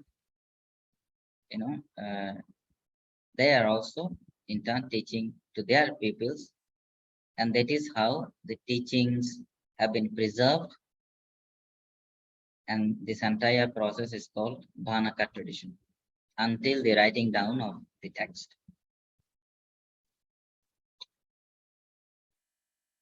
So normally it is assumed that one person cannot remember the entire Tipitaka, or probably even entire Sutta Pitaka, for example.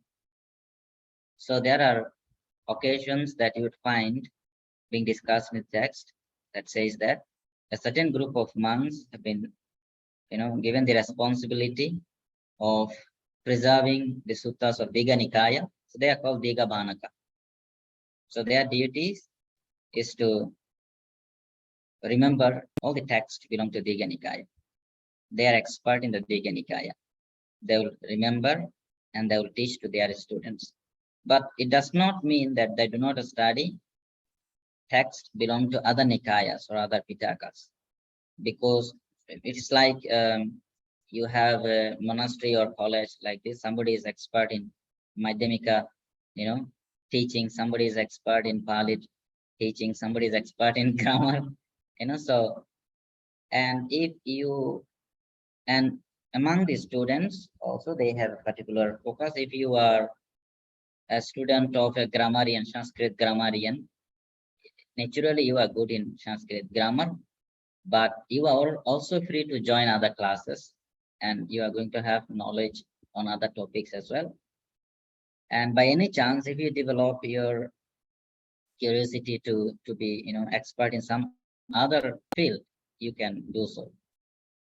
So that was the situation. It is not that this place, this monastery is designed only for the Digha Bhanakas, right? And they will have only this teaching and study of Digha Nikaya Suttas only. It was not like that.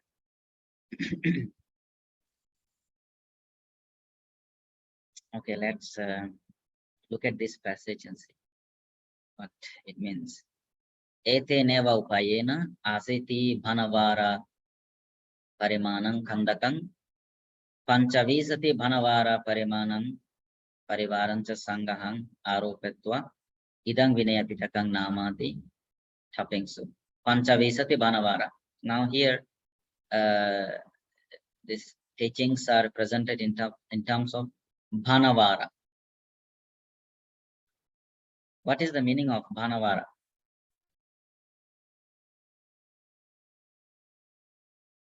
You want to check?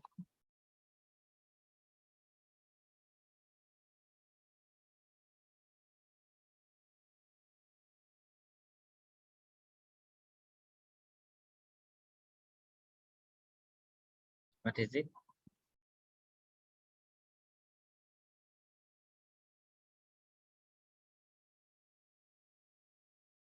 Does it appear in the dictionary? A section of scripture. Only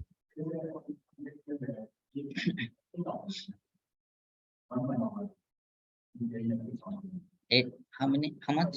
8,000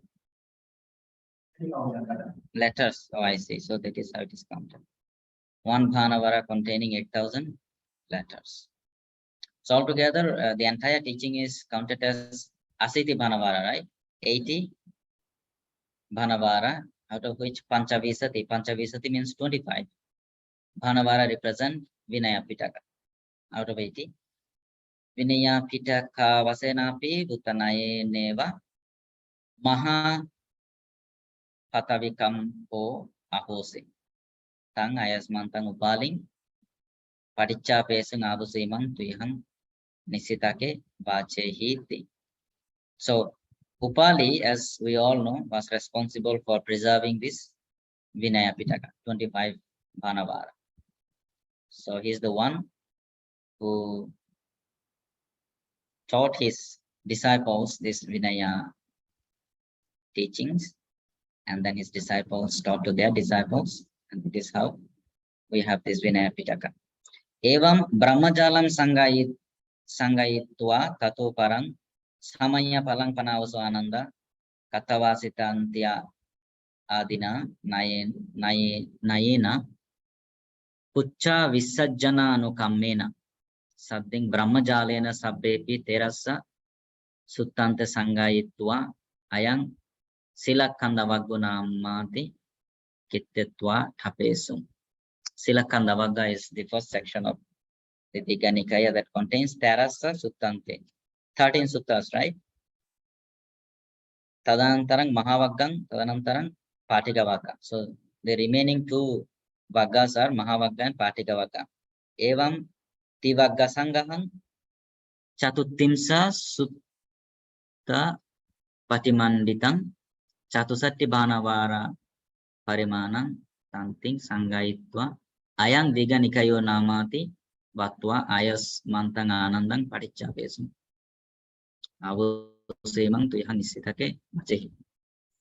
Three sections: Silakkanda Vagga, Mahavagga, and Patika Vagga, right? And how many suttas? 34. How many Bhanavaras? Chatusatti. Chatusatti means 64. This is Digha Nikaya. And the preservation of Digha Nikaya was a responsibility for Ananda Thera.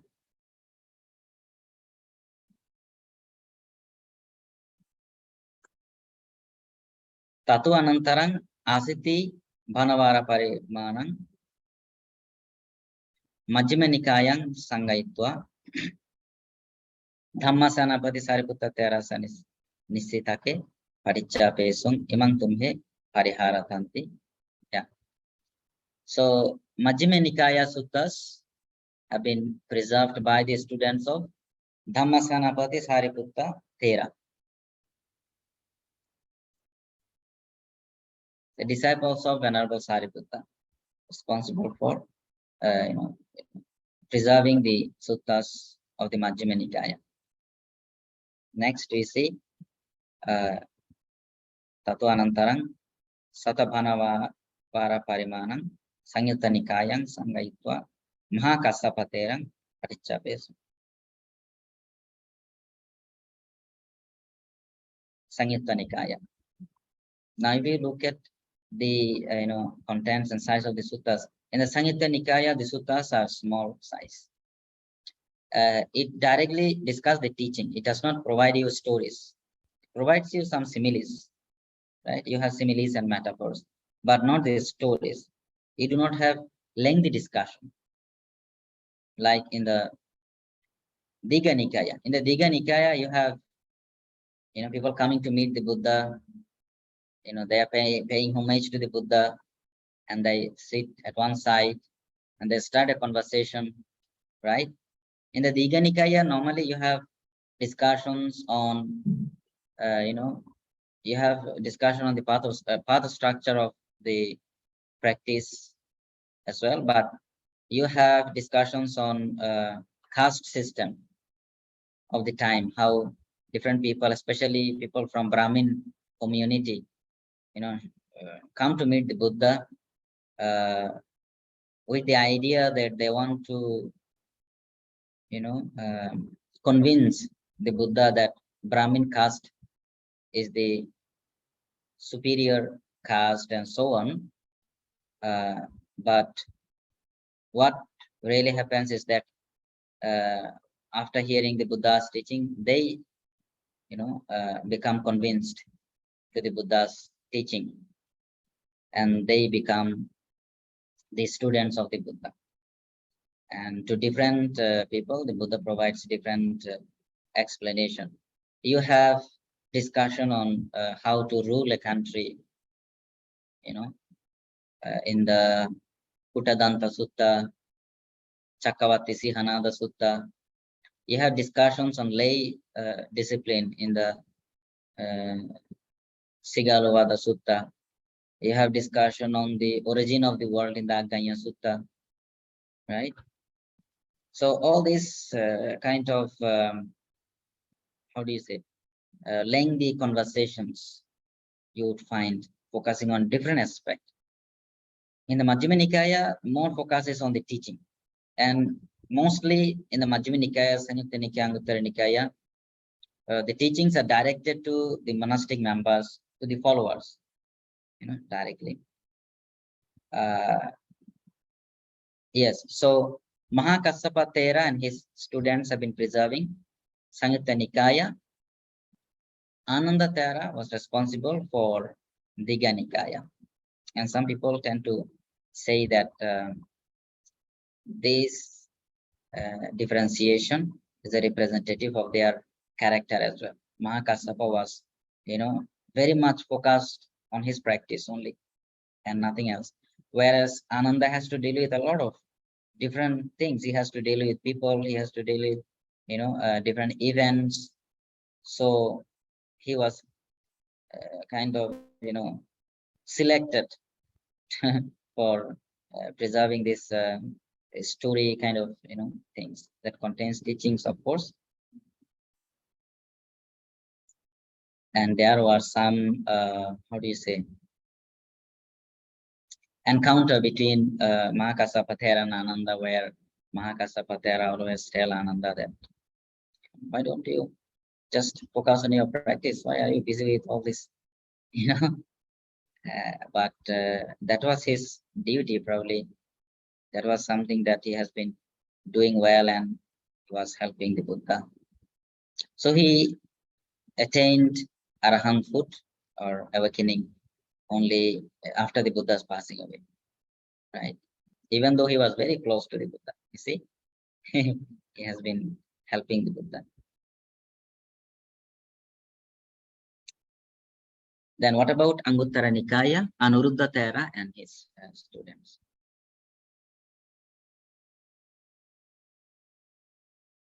And after that, when you talk about Abhidhamma Pitaka, which is going to be the main subject matter of our course, right?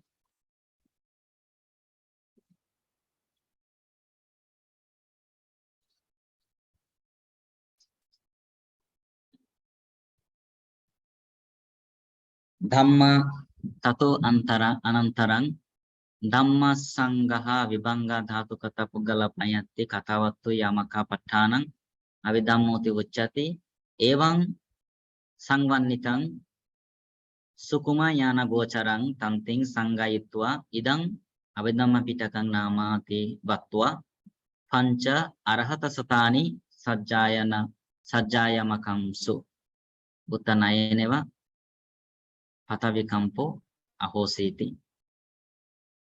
So it is said that all the 500 Arahant monks that are present there, everybody has been reciting this 7, Abhidhamma text. But I think, we should not understand that they have been actually reciting 7 texts that, we have them now in this form, as we have been discussing, in their probably early form or in the form of metrics and so on. Tato parang jatakang niddeso padisambidamaggo apadanang sutta nipato Khuddaka pato Dhammapadang udanang iti uttakang vimanavattu petavattu Theragatha Theragatati imang tanting sangayitwa Khuddaka ganto namayan ticha vatwa Abhidhamma Pitaka Yeva Sangahang Aro Pingsoti Digha Vadanti. What does it say? It says that all these texts belong to Khuddaka Nikaya. Abhidhamma Pitakasming Eva Sangaham. Together with Abhidhamma Pitaka,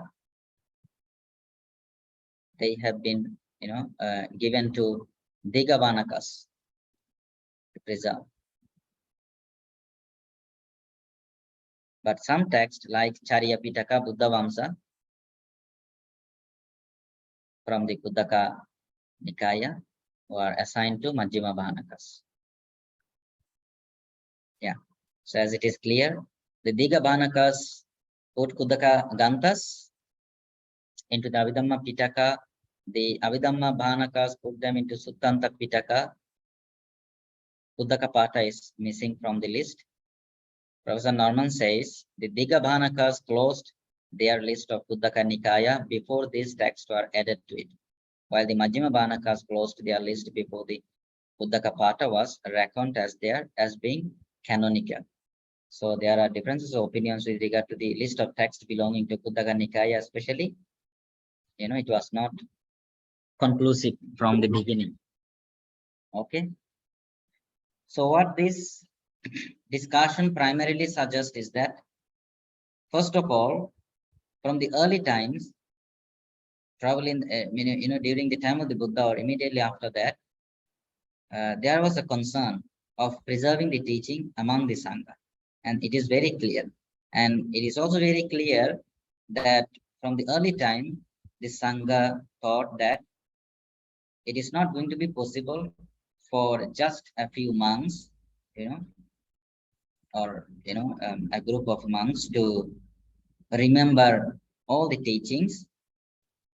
And we have to keep in mind that these are sincere followers of the Buddha. They are responsible people, right? So they decided to preserve the teaching and transmit the teaching for the good of the many, right? So we are not exactly sure if, Ananda has been preserving Digha Nikayas or Anuruddha has been preserving Anguttara Nikaya. But what we can understand from this is that there were different groups of people, right, preserving different type of text, right? And that is very clear. Now, are they preserving the text in exactly the same form that we have them now? It is a matter of, critical discussion. Okay. And that is why we need to read and think about the, preservation and transmission of text, as it has been discussed by different scholars. If you want, I can provide you some articles on this topic, by different scholars, as I have mentioned, articles by Professor Gombrich, Cousin, and then you'd have some understanding. You do not have to be an expert to comment on that. Okay, if you are just wondering, just to know how actually texts have been transmitted, what are the opinions of these scholars, you can just look at these essays, these articles. Because now when we talk about Pali Buddhist literature, canonical, post-canonical literature, quickly we talk about Tipitaka and their commentaries, right? But how do you have them? Since when? Right? So that is the question. Even though we have conclusive list of text, and everybody agrees that nowadays, for example, the PTS edition of the canonical and post-canonical text, the Chatta Sangayana edition, two popular editions, and there is Siam edition, the Thai edition, and there is Buddha Jayanti edition, that is from Sri Lanka. These are some of the popular editions, but it is not that simple. When of course, if you are just focusing on the text and trying to understand the teaching, that is a different matter. But if you really sincerely want to know the entire process, how text has been transmitted and preserved, how many editions are available, and where are they available, it is a very serious work. The Dhammakaya Foundation, they started a project to edit this Pali text, collect all the different editions that are available in different countries, put them and bring them together and then look at all the variations, and then come up with the final text. Many years now, but they were not able to publish even a single text so far. They have just published just Silakanda Vagga of the Digha Nikaya, and that is how do you say, pilot version, not a text. So all these people who are engaged in the discussion of transmission of text, all these people came to Bangkok in the conference, and I also went actually to participate and see and listen to their discussions. Professor Comprises came there, and Alex Wen was there. Mark Allen, from Australia, he was there. Professor Skilling in Bangkok, he was there. So, and Professor Somaratna and these people. And they are saying that they have collected around 1,500, different editions of the same text, and they have selected 150 best one, and only based on that they produced this version. See, now you are familiar with Pali Text Society's edition, PTS edition, and Chata Sangha edition. Just if you look at these two editions, you choose any sutta and look at the two different editions, and then check them word by word, you will find some differences there. Maybe the differences are not so much, minor differences, but you will find the difference there. And what does it tell us?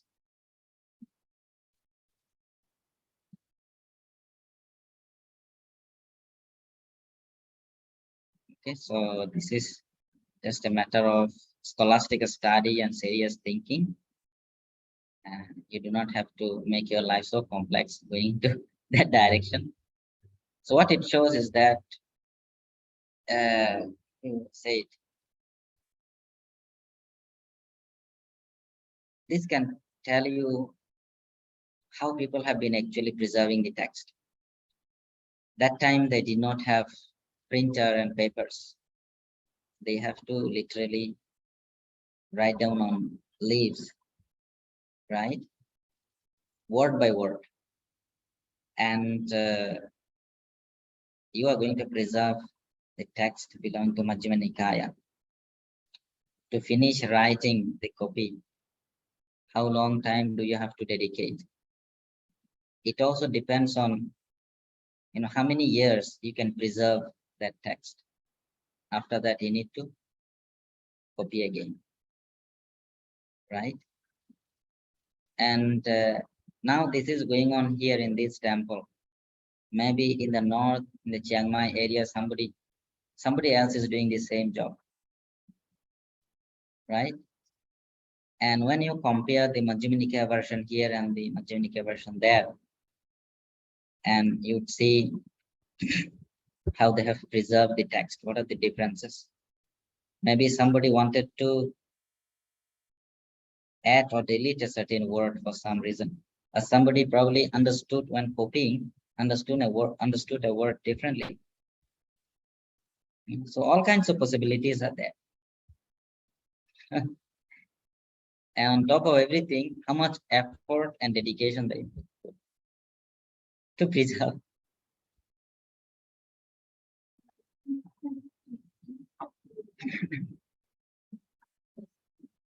Yeah.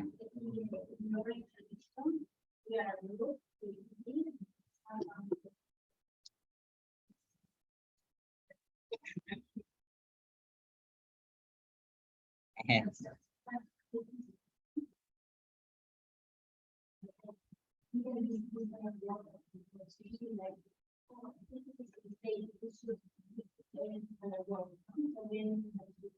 Yeah.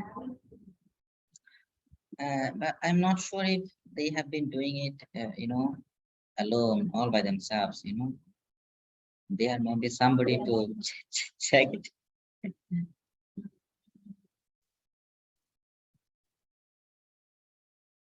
So this is really an enormous task if you think seriously. Nowadays, you have all the entire Pali literature in your computer in a small device, right? So I still remember a statement by Professor Ando. He'd say that when he was doing his PhD, he did his PhD in Sri Lanka. He said he was one of the pioneer to do the studies of commentarial literature. So he'd say that he would go to library to read the commentarial text one by one and make notes. So he said at the end of few years, if he produced a lot of notes for his thesis, and then later on he completed his PhD on the concept of Buddha in the Theravada tradition, and that was praised by the Buddhist scholarship of the time. That was taken as an example of how commentary should be studied. He was a Japanese scholar living in Sri Lanka. Recently, he passed away. Actually, he was not that old. Suddenly, he just passed away. He used to come here in IBC earlier.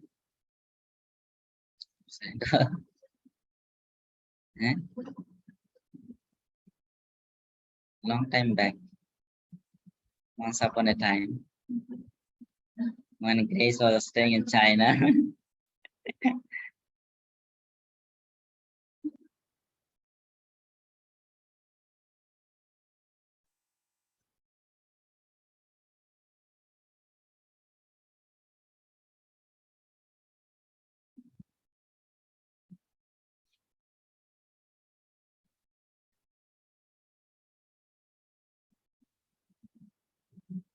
Okay. Now, let me hear your opinions with regard to the discussion in the last class and today's discussion. If you have some remarks to make.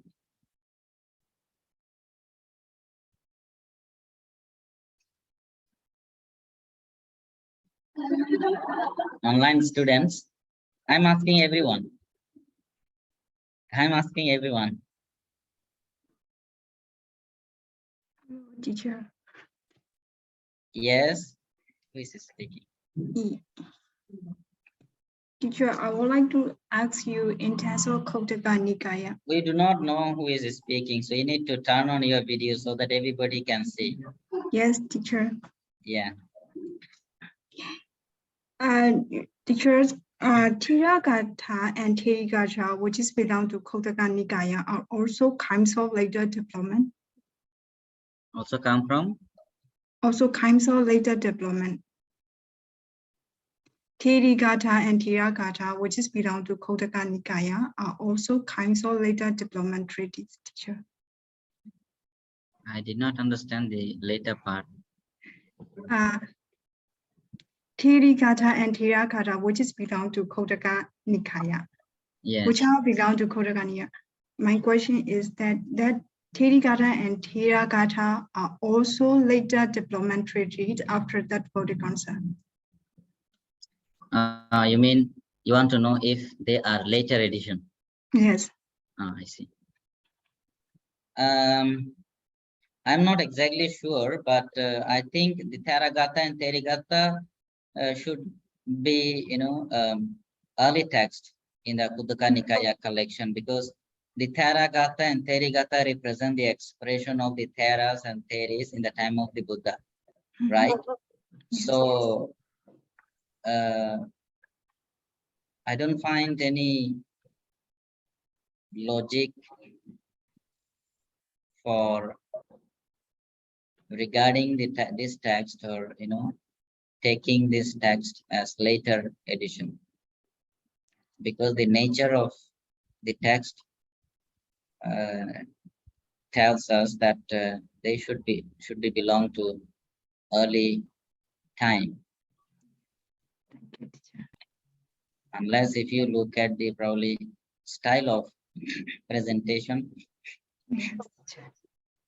those who are expert in the analysis of language structure and so on, they might be able to tell the differences, especially, which section is added later, which section is earlier. In my opinion, these two texts should be belong to early period.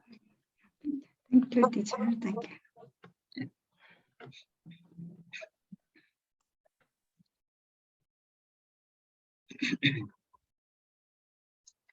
Any other question? Venerable Surya Lankara? I don't have any question, but particularly this question about the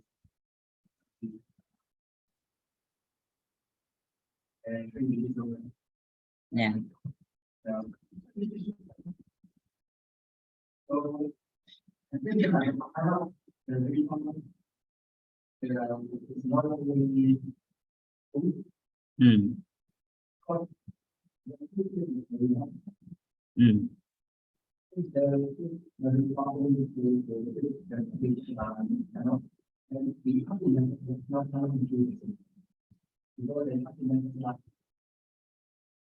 Asanya Sata.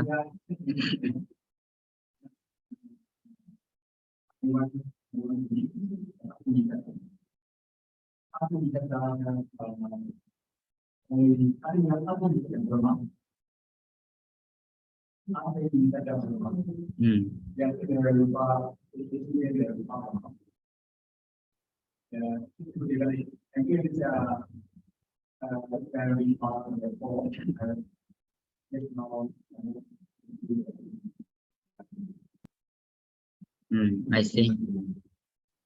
I see. But ahara is generally understood to be 4 kinds, right? So the first kind refers to only physical food, kavalinkara ahara. Yeah, so that is material food. The second is phassa ahara, touch, right? Touch or sensation. And the third is manusanchetana ahara. Manusanchetana ahara means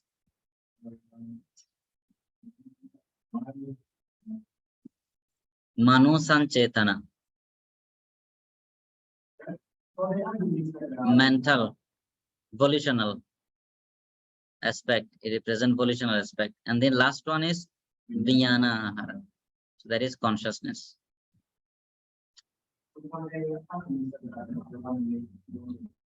Maybe. Yeah.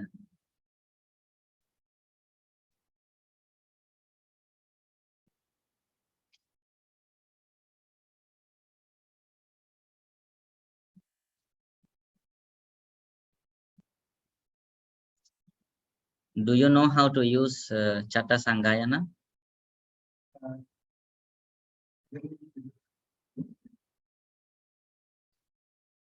Chatta Sangayana Tipitaka.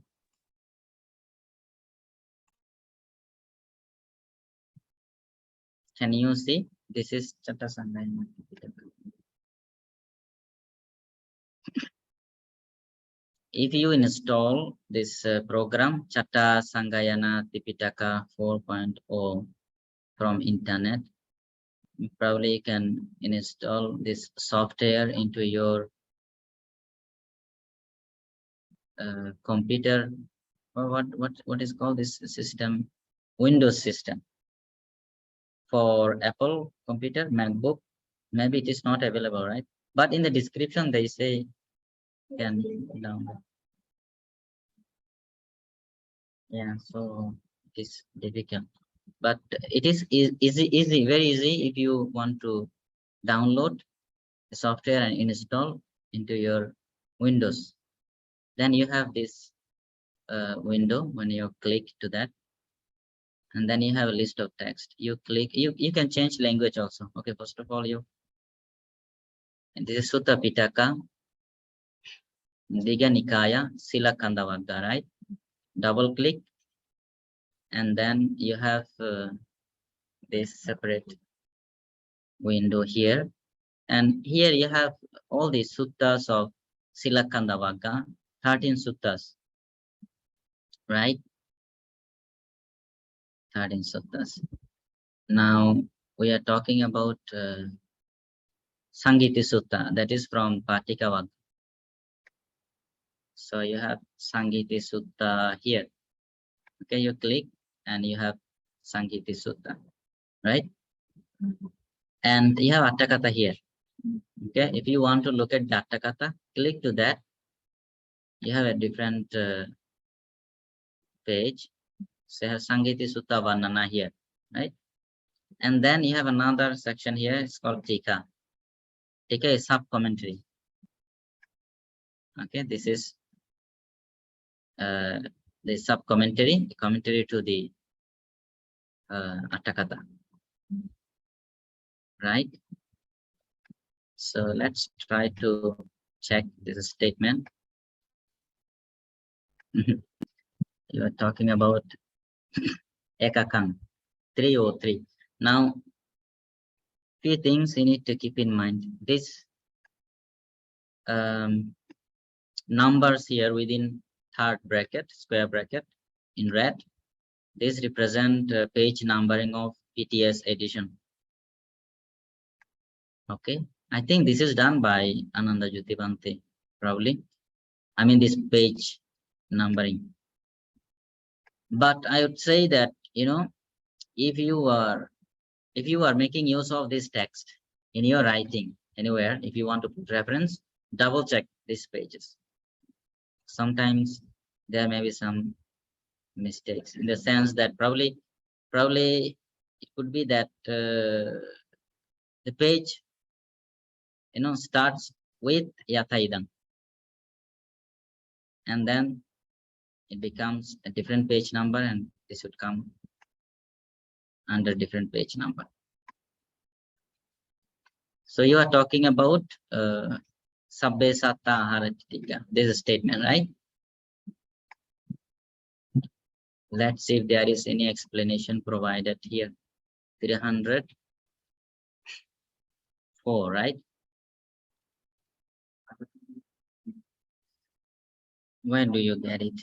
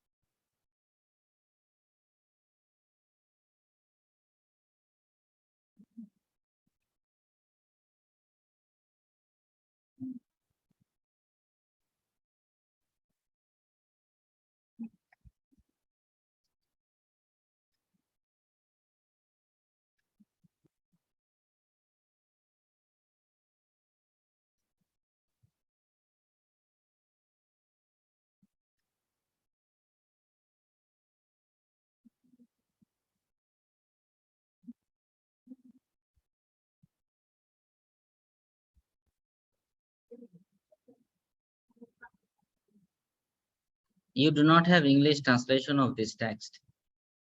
They have not been translated into English yet. Yes, of course.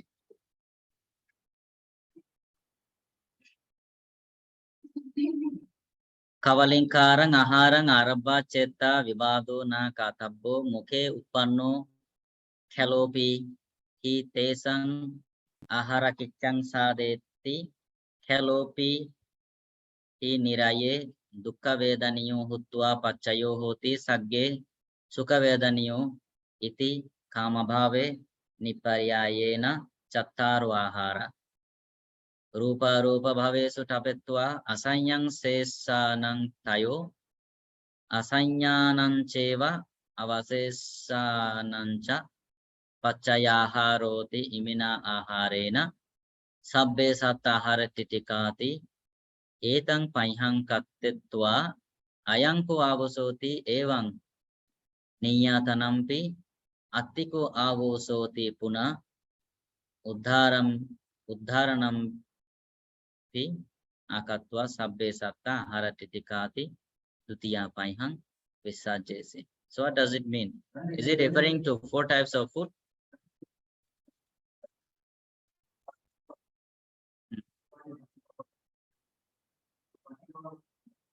This is Patika Theragatha.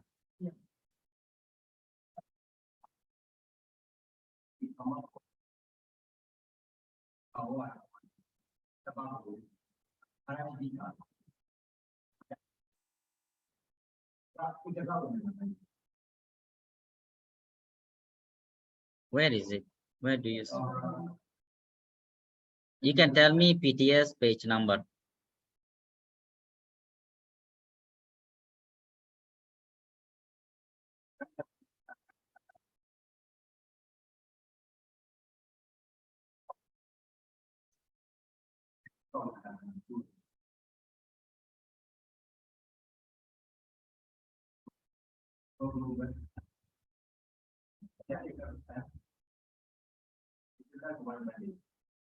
This is Ekaka Banana, right? Here. Sabbe Sattati Kama Bhavadisu Sanya Bhavadisu Eka Vokara Bhavadisu Cha Sabba Bhavesu Sabbe Satta. So it is referring to Kama Bhava, Sanya Bhava. Sanya Bhava means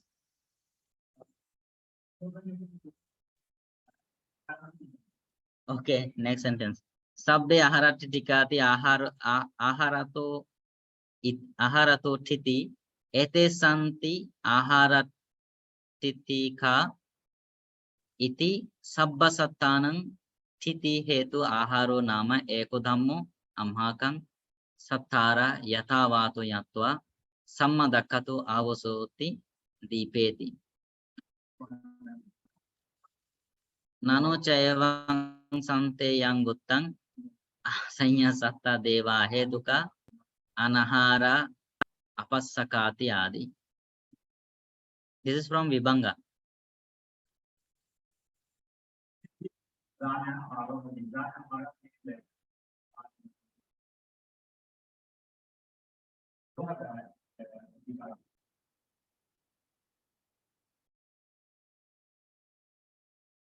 Yeah, so it is talking about 4 types of food. Katame chattaro, kavalinkaro aharo, olarikava, sukumava, passo dutiyo, manasan chetana tatiya, vinyanang chatuttati. Yeah, so this is how you can check. So you can also actually, because you know it has got a dictionary, you can check the word. The dictionary is here. So what you can do is click the word. This is dictionary A. Can you see? This is dictionary. Vachanam, speaking, saying. It is good, right? Accompanied by dictionary.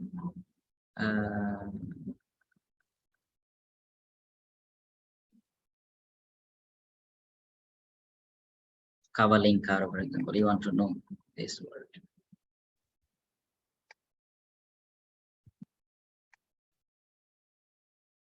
Kavalinkaro, made into balls or mouthfuls.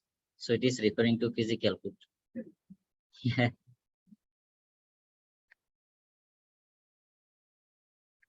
Olariko.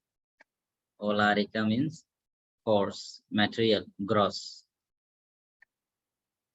Okay. Sukuma, subtle, delicate, exquisite. So this is how you can make use of this text, this software. So you have the Nikaya text, Tipitaka text here, Sutta Pitaka, Vinaya Pitaka, Abhidhamma Pitaka, right? And then you have Theragatha's, Tika, and other text. So in the category of other text, you have Visuddhimagga, Venerable Lady say those texts, Vandana, Gatha, Sangha, Vamsakatha, there is Chronicles, Sasana Vamsa, Mahavamsa. You have grammar text as well. Mugalana, Kachana, Saddhaniti, all the Pali grammars. And you have other texts as well. So you can make use of this.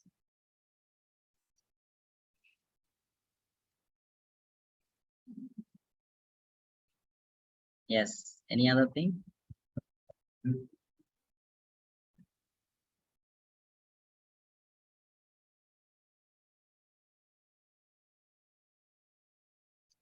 So far, what we have discussed is what did we discuss? We have discussed the early beginning of the collection, preservation, transmission of text. We wanted to have some idea with regard to how texts have been collected, with what intention, right? And then what was the effort behind the collection and preservation and transmission of this Buddhist text, right? But we are still unaware of the contents within the text, canonical text plus post-canonical text, even though our focus is going to be Abhidhamma literature. So basically the contents of the Abhidhamma Pitaka, basically, right? But we have to have a general idea of the entire Pali literature. So what we are going to discuss in our next class is very briefly the content of this important text, Digha Nikaya, Majjhima Nikaya. So Sutta Pitaka in general, Vinaya Pitaka in general. What kind of things you see there when you say Vinaya Pitaka? What do you see? What is there?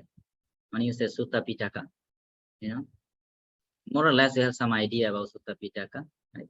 And then quickly we will go to the discussion of Vinaya Pitaka. Okay. And if we have time, I will try to show you some discussions that is present within commentarial text, how the commentators elaborated or commented upon a particular teaching or something. Okay. So that is going to be the topic of our next class.